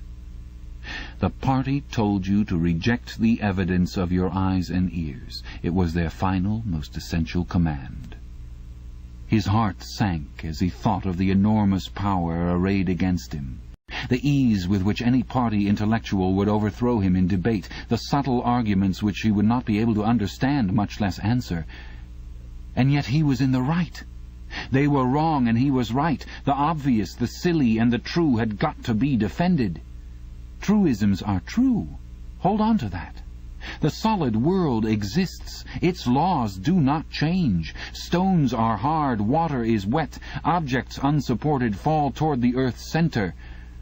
With the feeling that he was speaking to O'Brien, and also that he was setting forth an important axiom, he wrote, "Freedom is the freedom to say that 2 + 2 make 4. If that is granted, all else follows. Chapter 8. From somewhere at the bottom of a passage the smell of roasting coffee, real coffee, not Victory coffee, came floating out into the street. Winston paused involuntarily. For perhaps 2 seconds he was back in the half-forgotten world of his childhood. Then a door banged, seeming to cut off the smell as abruptly as though it had been a sound. He had walked several kilometers over pavements, and his varicose also was throbbing. This was the second time in 3 weeks that he had missed an evening at the community centre, a rash act, since you could be certain that the number of your attendances at the centre were carefully checked. In principle, a party member had no spare time, and was never alone except in bed. It was assumed that when he was not working, eating, or sleeping, he would be taking part in some kind of communal recreations. To do anything that suggested a taste for solitude, even to go for a walk by yourself, was always slightly dangerous. There was a word for it in newspeak. Own life, it was called, meaning individualism and eccentricity. But this evening, as he came out of the ministry, the balminess of the April air had tempted him. The sky was a warmer blue than he had seen in that year. And suddenly the long, noisy evening at the centre, the boring, exhausting games, the lectures, the creaking camaraderie oiled by gin had seemed intolerable. On impulse he had turned away from the bus stop and wandered off into the labyrinth of London, first south, then east, then north again, losing himself along unknown streets and hardly bothering in which direction he was going. If there is hope, he had written in the diary, it lies in the proles. The words kept coming back to him, statement of a mystical truth and a palpable absurdity. He was somewhere in the vague, brown-coloured slums to the north and east of what had once been St. Pancras Station. He was walking up a cobbled street of little 2-story houses with battered doorways which gave straight onto the pavement and which were somehow curiously suggestive of rat-holes. There were puddles of filthy water here and there among the cobbles. In and out of the dark doorways and down narrow alleyways that branched off on either side, people swarmed in astonishing numbers, girls in full bloom with crudely lipsticked mouths, and youths who chased the girls, and swollen, waddling women who showed you what the girls would be like in 10 years' time, and old, bent creatures shuffling along on splayed feet, and ragged, barefooted children who played in puddles and then scattered at angry yells from their mothers. Perhaps a quarter of the windows in the street were broken and boarded up. Most of the people paid no attention to Winston. A few eyed him with a sort of guarded curiosity. 2 monstrous women with brick-red forearms folded across their aprons were talking outside a doorway. Winston caught scraps of conversation as he approached. "Yes," I says to her, "that's all very well," I says, "but if you'd been in my place you'd have done the same as what I done. It's easy to criticize," I says, "but you ain't got the same problems as what I got." "Ah," says the other, "that's just it. That's just where it is." The strident voices stopped abruptly. The women studied him in hostile silence as he went past. But it was not hostility, exactly. Merely a kind of wariness, a momentary stiffening, as at the passing of some unfamiliar animal. The blue overalls of the party could not be a common sight in a street like this. Indeed, it was unwise to be seen in such places, unless you had definite business there. The patrols might stop you if you happened to run into them. "May I see your papers, comrade? What are you doing here? What time did you leave work? Is this your usual way home?" and so on and so forth. Not that there was any rule against walking home by an unusual route, but it was enough to draw attention to you if the thought police heard about it. Suddenly the whole street was in commotion. There were yells of warning from all sides. People were shooting into the doorways like rabbits. A young woman leapt out of a doorway a little ahead of Winston, grabbed up a tiny child playing in a puddle, whipped her apron about it, and leapt back again, all in one movement. At the same instant, a man in a concertina-like black suit, who had emerged from a side alley, ran toward Winston, pointing excitedly to the sky. "Steamer!" he yelled. "Look out, governor! Bang overhead! Lay down, quick!" Steamer was a nickname which for some reason the proles applied to rocket bombs. Winston promptly flung himself on his face. The proles were nearly always right when they gave you a warning of this kind. They seemed to possess some kind of instinct which told them several seconds in advance when a rocket was coming, although the rocket supposedly travelled faster than sound. Winston clasped his forearms about his head. There was a roar that seemed to make the pavement heave. A shower of light objects pattered onto his back. When he stood up, he found that he was covered with fragments of glass from the nearest window. He walked on. The bomb had demolished a group of houses 200 meters up the street. A black plume of smoke hung in the sky, and below it a cloud of plaster dust, in which a crowd was already forming round the ruins. There was a little pile of plaster lying on the pavement ahead of him, and in the middle of it he could see a bright red streak. When he got up to it, he saw that it was a human hand, severed at the wrist. Apart from the bloody stump, the hand was so completely whitened as to resemble a plaster cast. He kicked the thing into the gutter, and then, to avoid the crowd, turned down a side street to the right. Within 3 or 4 minutes he was out of the area which the bomb had affected, and the sordid, swarming life of the streets was going on as though nothing had happened. It was nearly 20 hours, and the drinking shops which the proles frequented, pubs they called them, were choked with customers. From their grimy swing doors, endlessly opening and shutting, there came forth a smell of urine, sawdust, and sour beer. In an angle formed by a projecting house front, 3 men were standing very close together, the middle one of them holding a folded-up newspaper which the other 2 were studying over his shoulders. Even before he was near enough to make out the expression on their faces, Winston could see absorption in every line of their bodies. It was obviously some serious piece of news that they were reading. He was a few paces away from them when suddenly the group broke up, and 2 of the men were in a violent altercation. For a moment they seemed almost on the point of blows. "Can't you bleeding well listen to what I say? I tell you no number ending in 7 ain't won for over 14 months. "Yes, it has, then." "No, it has not. Back home I got the whole lot of 'em for over 2 years wrote down on a piece of paper. I takes 'em down, regular as the clock, and I tell you no number ending in 7. Yes, a 7 has one. I could pretty near tell you the bleeding number, 407 it ended in. It were in February, 2nd week in February. February, your grandmother. I got it all down in black and white, and I tell you no number—" "Ow, pack it in," said the 3rd man. They were talking about the lottery. Winston looked back when he had gone 30 meters. They were still arguing with vivid, passionate faces. The lottery, with its weekly payout of enormous prizes, was the one public event to which the proles paid serious attention. It was probable that there were some millions of proles for whom the lottery was the principal, if not the only reason for remaining alive. It was their delight, their folly, their anodyne, their intellectual stimulant. Where the lottery was concerned, even people who could barely read and write seemed capable of intricate calculations and staggering feats of memory. There was a whole tribe of men who made a living simply by selling systems, forecasts, and lucky amulets. Winston had nothing to do with the running of the lottery, which was managed by the Ministry of Plenty, but he was aware, indeed everyone in the party was aware, that the prizes were largely imaginary. Only small sums were actually paid out, the winners of the big prizes being non-existent persons. In the absence of any real intercommunication between one part of Oceania and another, this was not difficult to arrange. But if there was hope, it lay in the proles. You had to cling on to that. When you put it in words, it sounded reasonable. It was when you looked at the human beings passing you on the pavement that it became an act of faith. The street into which he had turned ran downhill. He had a feeling that he had been in this neighborhood before, and that there was a main thoroughfare not far away. From somewhere ahead came a din of shouting voices. The street took a sharp turn and then ended in a flight of steps which led down into a sunken alley where a few stall-keepers were selling tired-looking vegetables. At this moment Winston remembered where he was. The alley led out into the main street, and down the next turning, not 5 minutes away, was the junk shop where he had bought the blank book which was now his diary. And in a small stationer's shop not far away he had bought his penholder and his bottle of ink. He paused for a moment at the top of the steps. On the opposite side of the alley there was a dingy little pub, whose windows appeared to be frosted over, but in reality were merely coated with dust. A very old man, bent but active, with white moustaches that bristled forward like those of a prawn, pushed open the swing door and went in. As Winston stood watching, it occurred to him that the old man, who must be 80 at the least, had already been middle-aged when the revolution happened. He and a few others like him were the last links that now existed with the vanished world of capitalism.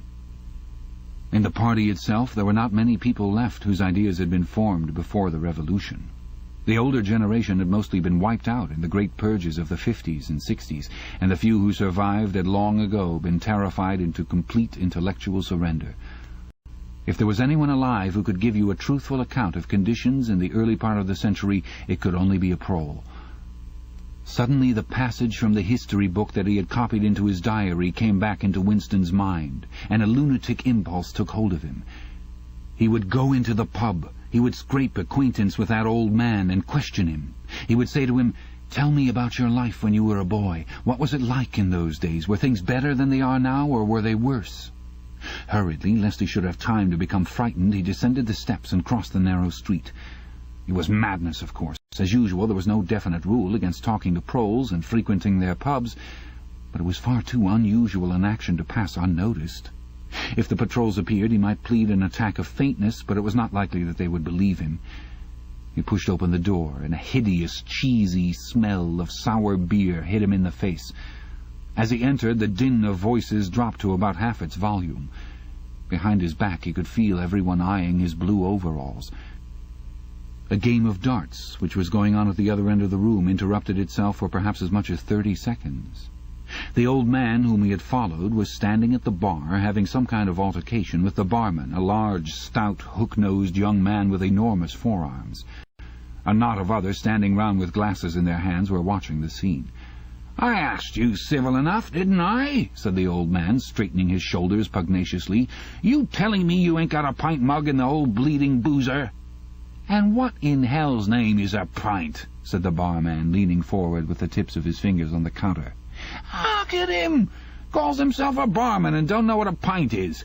Why, a pint's the half of a quart, and there's 4 quarts to the gallon. Have to teach you the ABC next?" "Never heard of him," said the barman shortly. "Litre and half-litre, that's all we serve. There's the glasses on the shelf in front of you."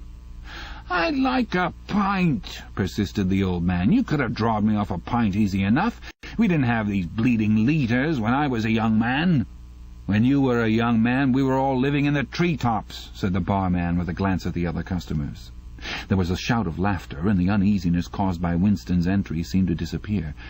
The old man's white, stubbled face had flushed pink. He was turned away, muttering to himself, and bumped into Winston. Winston caught him gently by the arm. "May I offer you a drink?" he said. "You're a gent," said the other, straightening his shoulders again. He appeared not to have noticed Winston's blue overalls. "Pint," he added aggressively to the barman. "Pint or wallop." The barman swished 2 half-litres of dark brown beer into thick glasses which he had rinsed in a bucket under the counter. Beer was the only drink you could get in prole pubs. The proles were not supposed to drink gin, though in practice they could get hold of it easily enough. The game of darts was in full swing again, and the knot of men at the bar had begun talking about lottery tickets. Winston's presence was forgotten for a moment. There was a deal table under the window where he and the old man could talk without fear of being overheard. It was horribly dangerous, but at any rate there was no telescreen in the room, a point he had made sure of as soon as he came in. "He could have drawed me off a pint," grumbled the old man as he settled down behind his glass. "A half-litre ain't enough. It don't satisfy, and a whole litre's too much. It starts my bladder running, let alone the price." "You must have seen great changes since you were a young man," said Winston tentatively. The old man's pale blue eyes moved from the darts board to the bar, and from the bar to the door of the gents, as though it were in the bar-room that he expected the changes to have occurred. "The beer was better," he said finally, "and cheaper. When I was a young man, mild beer, wallop, we used to call it, was 4pence a pint. That was before the war, of course." "Which war was that?" said Winston. "It's all wars," said the old man vaguely. He took up his glass and his shoulders straightened again. "Here's wishing you the very best of health." In his lean throat the sharp-pointed Adam's apple made a surprisingly rapid up-and-down movement, and the beer vanished. Winston went to the bar and came back with 2 more half-litres. The old man appeared to have forgotten his prejudice against drinking a full litre. "You are very much older than I am," said Winston. "You must have been a grown man before I was born. You can remember what it was like in the old days, before the Revolution. People of my age don't really know anything about those times. We can only read about them in books, and what it says in the books may not be true. I should like your opinion on that. The history books say that life before the Revolution was completely different from what it is now. There was the most terrible oppression, injustice, poverty, worse than anything we can imagine. Here in London, the great mass of the people never had enough to eat from birth to death. Half of them hadn't even boots on their feet. They worked 12 hours a day. They left school at 9. They slept 10 in a room. And at the same time, there were only a very few people, only a few thousands, the capitalists they were called, who were rich and powerful. They owned everything that there was to own. They lived in great, gorgeous houses with 30 servants. They rode about in motor cars and 4-horse carriages. They drank champagne. They wore top hats. The old man brightened suddenly. "Top hats," he said. "Funny you should mention 'em. The same thing come into my head only yesterday. I don't know why, I was just thinking I ain't seen a top hat in years. Gone right out, they have. The last time I worn one was at my sister-in-law's funeral. And that was, well, I couldn't give you the date, but it must have been 50 years ago. Of course, it was only hired for the occasion, you understand." It isn't very important about the top hats," said Winston patiently. "The point is, these capitalists, they and a few lawyers and priests and so forth who lived on them, were the lords of the earth. Everything existed for their benefit. You, the ordinary people, the workers, were their slaves. They could do what they liked with you. They could ship you off to Canada like cattle. They could sleep with your daughters if they chose. They could order you to be flogged with something called a cat-o'-nine-tails. You had to take your cap off when you passed them. Every capitalist went about with a gang of lackeys who—" The old man brightened again. "Lackeys," he said. "Now there's a word I ain't heard ever since so long. Lackeys. That regular takes me back, that does. I recollect, donkeys years ago, I used to sometimes go to Hyde Park of a Sunday afternoon to hear the blokes making speeches. Salvation Army, Roman Catholics, Jews, Indians, all sorts there was. And there was one bloke— well, I couldn't give you his name, but a real powerful speaker he was. He didn't half give it to him. Lackeys, he says, lackeys of the bourgeoisie, flunkies of the ruling class, parasites, that was another of them, and hyenas. He definitely called them hyenas. Of course, he was referring to the Labour Party, you understand." Winston had the feeling that they were talking at cross purposes. "What I really wanted to know was this," he said. "Do you feel that you have more freedom now than you had in those days? Are you treated more like a human being? In the old days, the rich people, the people at the top—" "The House of Lords," put in the old man reminiscently. "The House of Lords, if you like. What I'm asking is, were these people able to treat you as an inferior simply because they were rich and you were poor? Is it a fact, for instance, that you had to call them sir and take off your cap when you passed them?" The old man appeared to think deeply. He drank off about a quarter of his beer before answering. "Yes," he said. "They liked you to touch your cap to 'em. It showed respect like. I didn't agree with it myself, but I done it often enough. Had to, as you might say." "And was it usual— I'm only quoting what I've read in history books— was it usual for these people and their servants to push you off the pavement into the gutter?" "One of 'em pushed me once," said the old man. "I recollect it as if it were yesterday. It was boat race night. Terrible rowdy they used to get on boat race night, and I bumps into a young bloke on Shaftesbury Avenue. Quite the gent he was, dress shirt, top hat, black overcoat. He was kind of zigzagging across the pavement, and I bumps into him accidental-like. He says, 'Why can't you look where you're going?' he says. I says, 'Do you think you blocked the bleeding pavement?' He says, 'I'd twist your bloody head off if you get fresh with me.' I says, 'You're drunk. I'll give you in charge in half a minute,' I says. And if you'll believe me, he puts his hand on my chest and gives me a shove as pretty near sent me under the wheels of a bus. Well, I was young in them days, and I was going to have fetched him one, only—" A sense of helplessness took hold of Winston. The old man's memory was nothing but a rubbish heap of details. One could question him all day without getting any real information. The party histories might still be true after a fashion. They might even be completely true. He made a last attempt.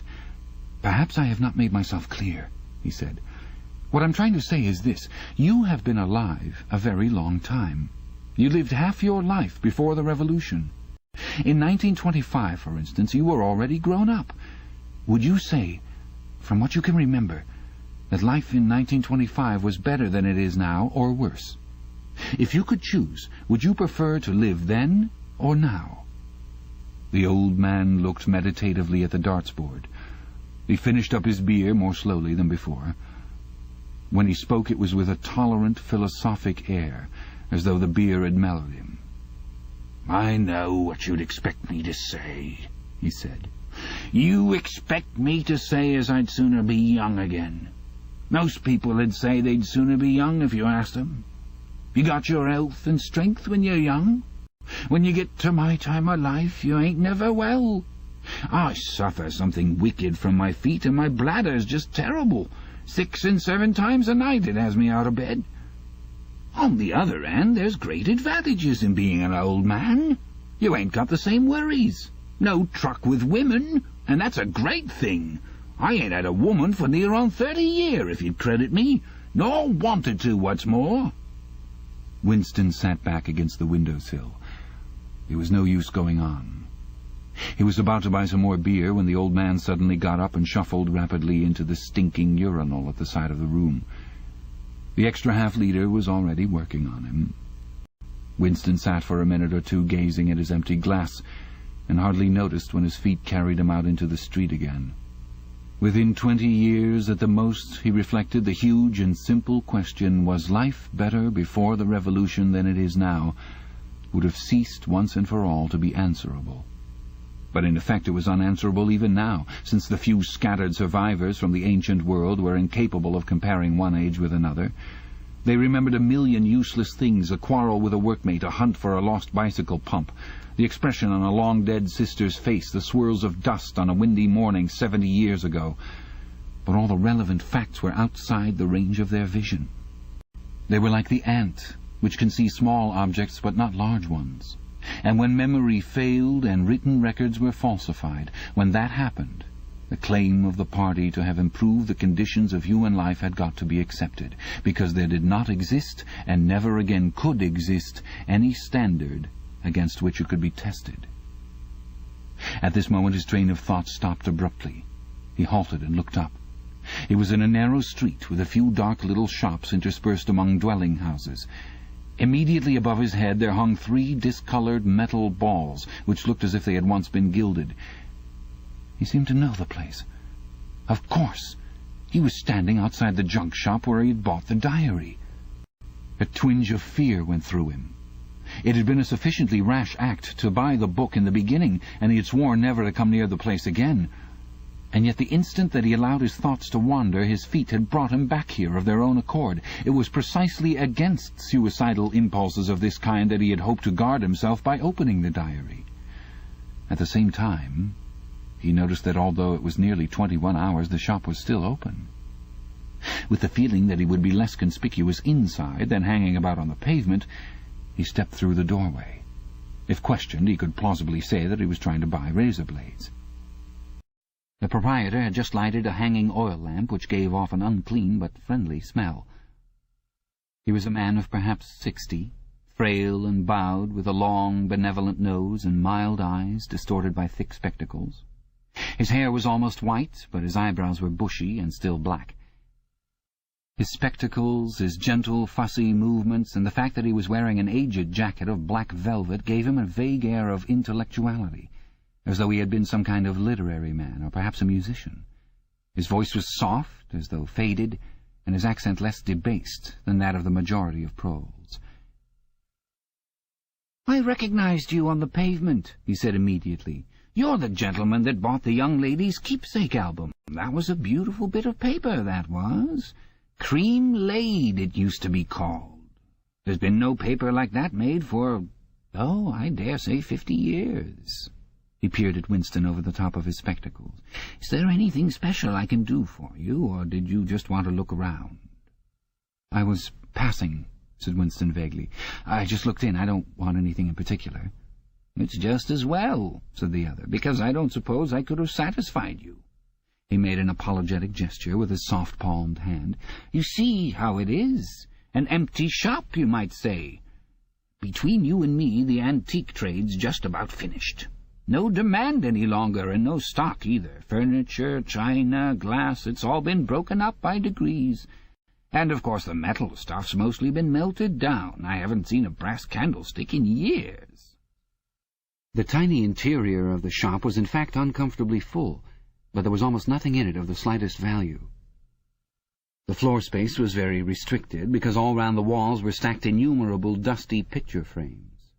In the window there were trays of nuts and bolts, worn-out chisels, penknives with broken blades, tarnished watches that did not even pretend to be in going order, and other miscellaneous rubbish. Only on a small table in the corner was there a litter of odds and ends, lacquered snuff-boxes, agate brooches, and the like, which looked as though they might include something interesting. As Winston wandered toward the table, his eye was caught by a round, smooth thing that gleamed softly in the lamplight, and he picked it up. It was a heavy lump of glass, curved on one side, flat on the other, making almost a hemisphere. There was a peculiar softness, as of rain-water, in both the colour and the texture of the glass. At the heart of it, magnified by the curved surface, there was a strange, pink, convoluted object that recalled a rose or a sea anemone. "What is it?" said Winston, fascinated. "That's coral, that is," said the old man. "It must have come from the Indian Ocean. They used to kind of embed it in the glass. That wasn't made less than 100 years ago. More, by the look of it." "It's a beautiful thing," said Winston. "It is a beautiful thing," said the other appreciatively, "but there's not many that'd say so nowadays." He coughed. "Now, if it so happened that you wanted to buy it, that'd cost you $4. I can remember when a thing like that would have fetched £8, and £8 was... Well, I can't work it out, but it was a lot of money. But who cares about genuine antiques nowadays, even the few that's left?" Winston immediately paid over the $4 and slid the coveted thing into his pocket. What appealed to him about it was not so much its beauty, as the air it seemed to possess of belonging to an age quite different from the present one. The soft, rain-watery glass was not like any glass that he had ever seen. The thing was doubly attractive because of its apparent uselessness, though he could guess that it must once have been intended as a paperweight. It was very heavy in his pocket, but fortunately it did not make much of a bulge. It was a queer thing, even a compromising thing, for a party member to have in his possession. Anything old, and for that matter anything beautiful, was always vaguely suspect. The old man had grown noticeably more cheerful after receiving the $4. Winston realized that he would have accepted 3 or even 2. "There's another room upstairs that you might care to take a look at," he said. "There's not much in it, just a few pieces. We'll do with a light if we're going upstairs." He lit another lamp and with bowed back led the way slowly up the steep and worn stairs and along a tiny passage into a room which did not give on the street, but looked out on a cobbled yard and a forest of chimney-pots.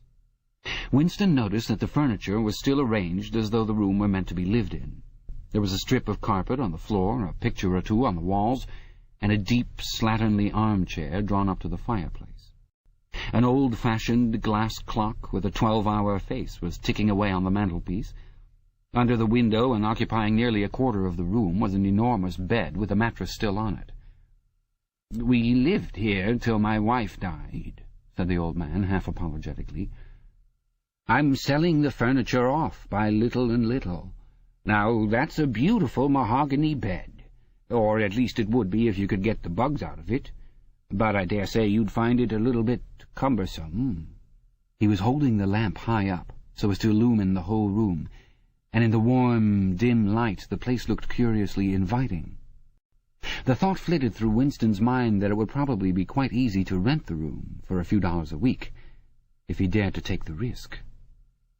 It was a wild, impossible notion, to be abandoned as soon as thought of, but the room had awakened in him a sort of nostalgia, a sort of ancestral memory. It seemed to him that he knew exactly what it felt like to sit in a room like this, in an armchair beside an open fire, with your feet in the fender and a kettle on the hob, utterly alone, utterly secure, with nobody watching you, no voice pursuing you, no sound except the singing of the kettle and the friendly ticking of the clock. "There's no telescreen," he could not help murmuring. "Ah," said the old man, "I never had one of those things. Too expensive. And I never seemed to feel the need of it somehow. Now, that's a nice gate-leg table in the corner there, though of course you'd have to put new hinges on it if you wanted to use the flaps." There was a small bookcase in the other corner, and Winston had already gravitated toward it. It contained nothing but rubbish. The hunting down and destruction of books had been done with the same thoroughness in the prole quarters as everywhere else.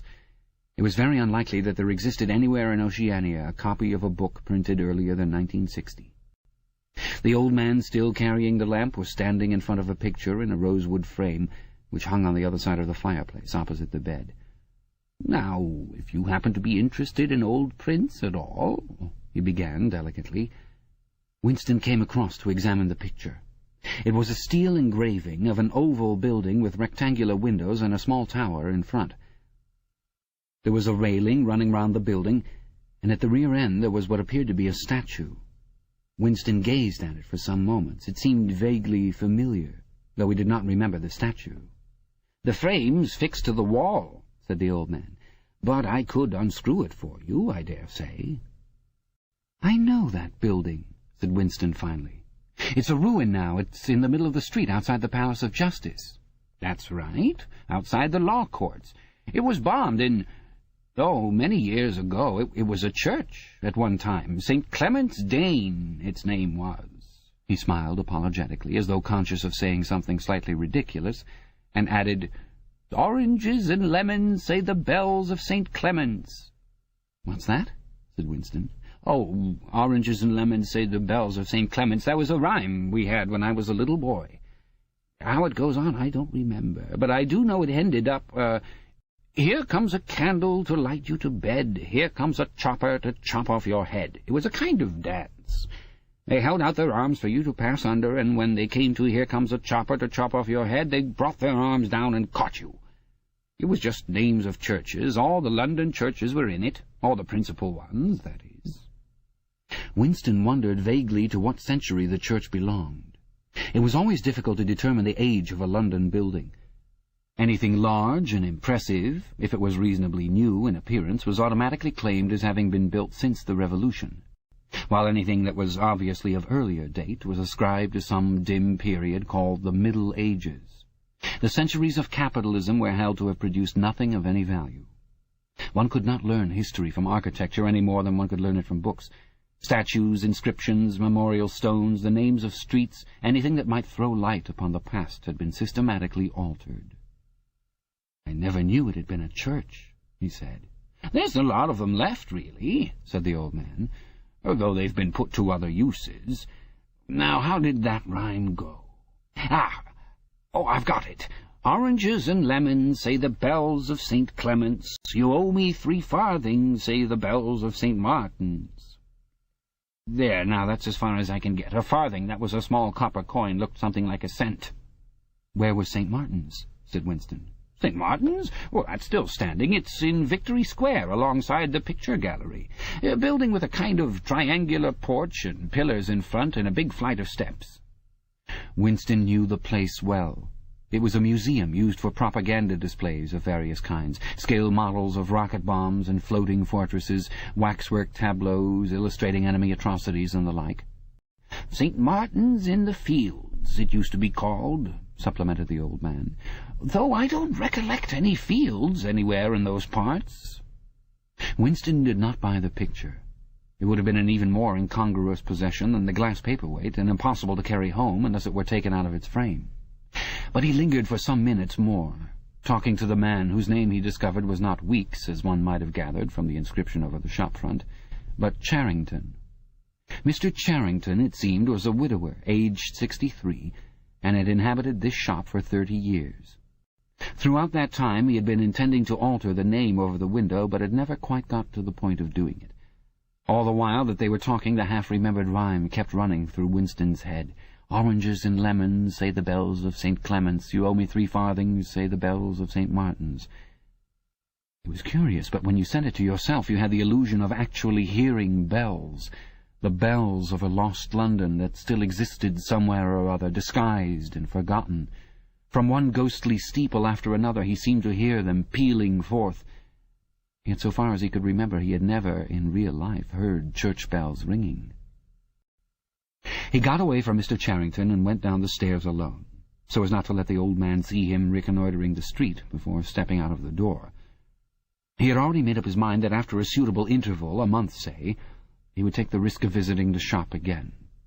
It was perhaps not more dangerous than shirking an evening at the centre.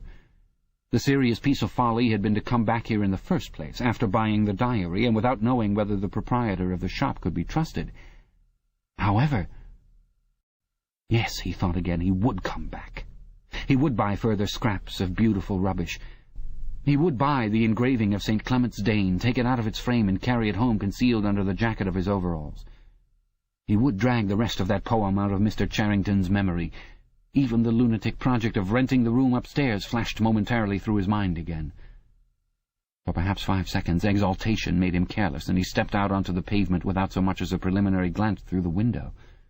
He had even started humming to an improvised tune. "Oranges and lemons, say the bells of St. Clement's. You owe me 3 farthings, say the—" Suddenly his heart seemed to turn to ice and his bowels to water.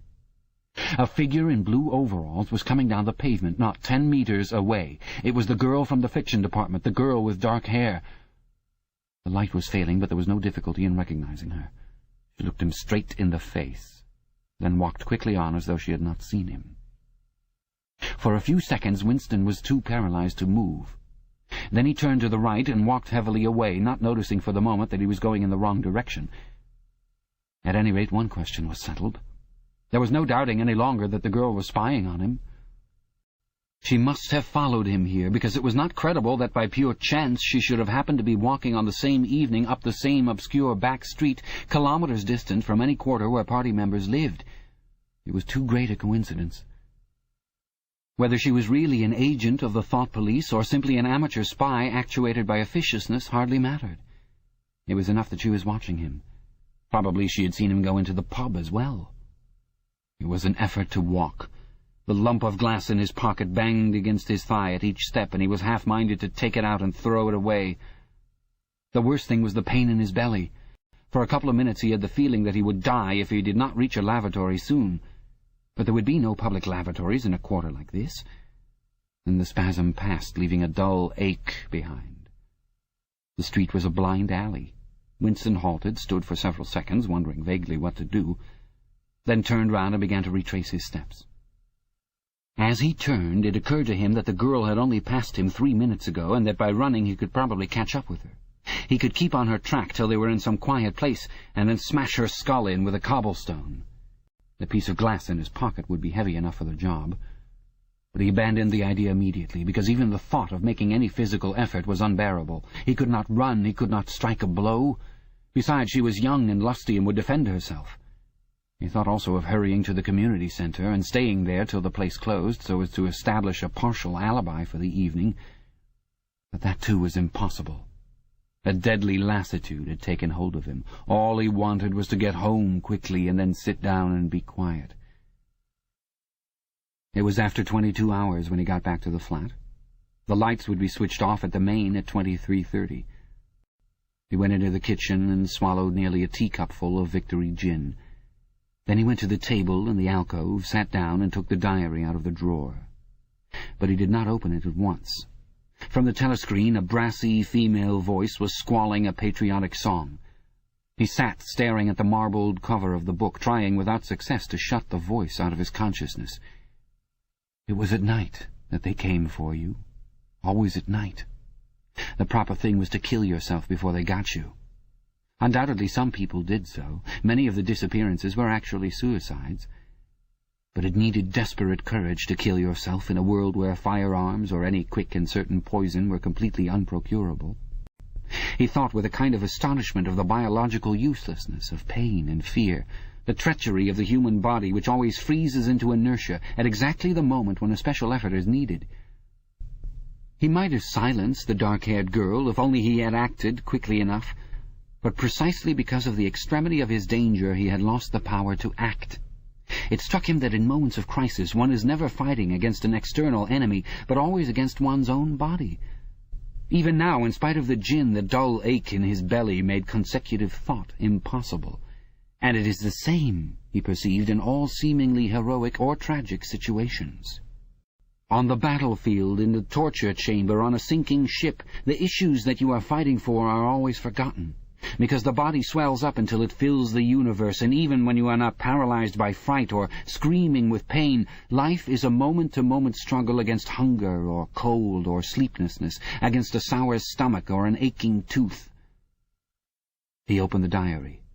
It was important to write something down. The woman on the telescreen had started a new song. Her voice seemed to stick into his brain like jagged splinters of glass. He tried to think of O'Brien, for whom or to whom the diary was written, but instead he began thinking of the thing that would happen to him after the thought police took him away. It would not matter if they killed you at once. To be killed was what you expected. But before death nobody spoke of such things, yet everybody knew of them. There was the routine of confession that had to be gone through, the grovelling on the floor and screaming for mercy, the crack of broken bones, the smashed teeth and bloody clots of hair. Why did you have to endure it, since the end was always the same? Why was it not possible to cut a few days or weeks out of your life? Nobody ever escaped detection, and nobody ever failed to confess. When once you had succumbed to thought crime, it was certain that by a given date you would be dead. Why then did that horror which altered nothing have to lie embedded in future time? He tried, with a little more success than before, to summon up the image of O'Brien. "We shall meet in the place where there is no darkness," O'Brien had said to him. He knew what it meant, or thought he knew. The place where there is no darkness was the imagined future, which one would never see, but which by foreknowledge one could mystically share in. But with the voice from the telescreen nagging at his ears, he could not follow the train of thought further. He put a cigarette in his mouth. Half the tobacco promptly fell out onto his tongue, a bitter dust which was difficult to spit out again. The face of Big Brother swam into his mind, displacing that of O'Brien. Just as he had done a few days earlier, he slid a coin out of his pocket and looked at it. The face gazed up at him, heavy, calm, protecting. But what kind of smile was hidden beneath the dark mustache? Like a leaden knell, the words came back at him. War is peace. Freedom is slavery. Ignorance is strength.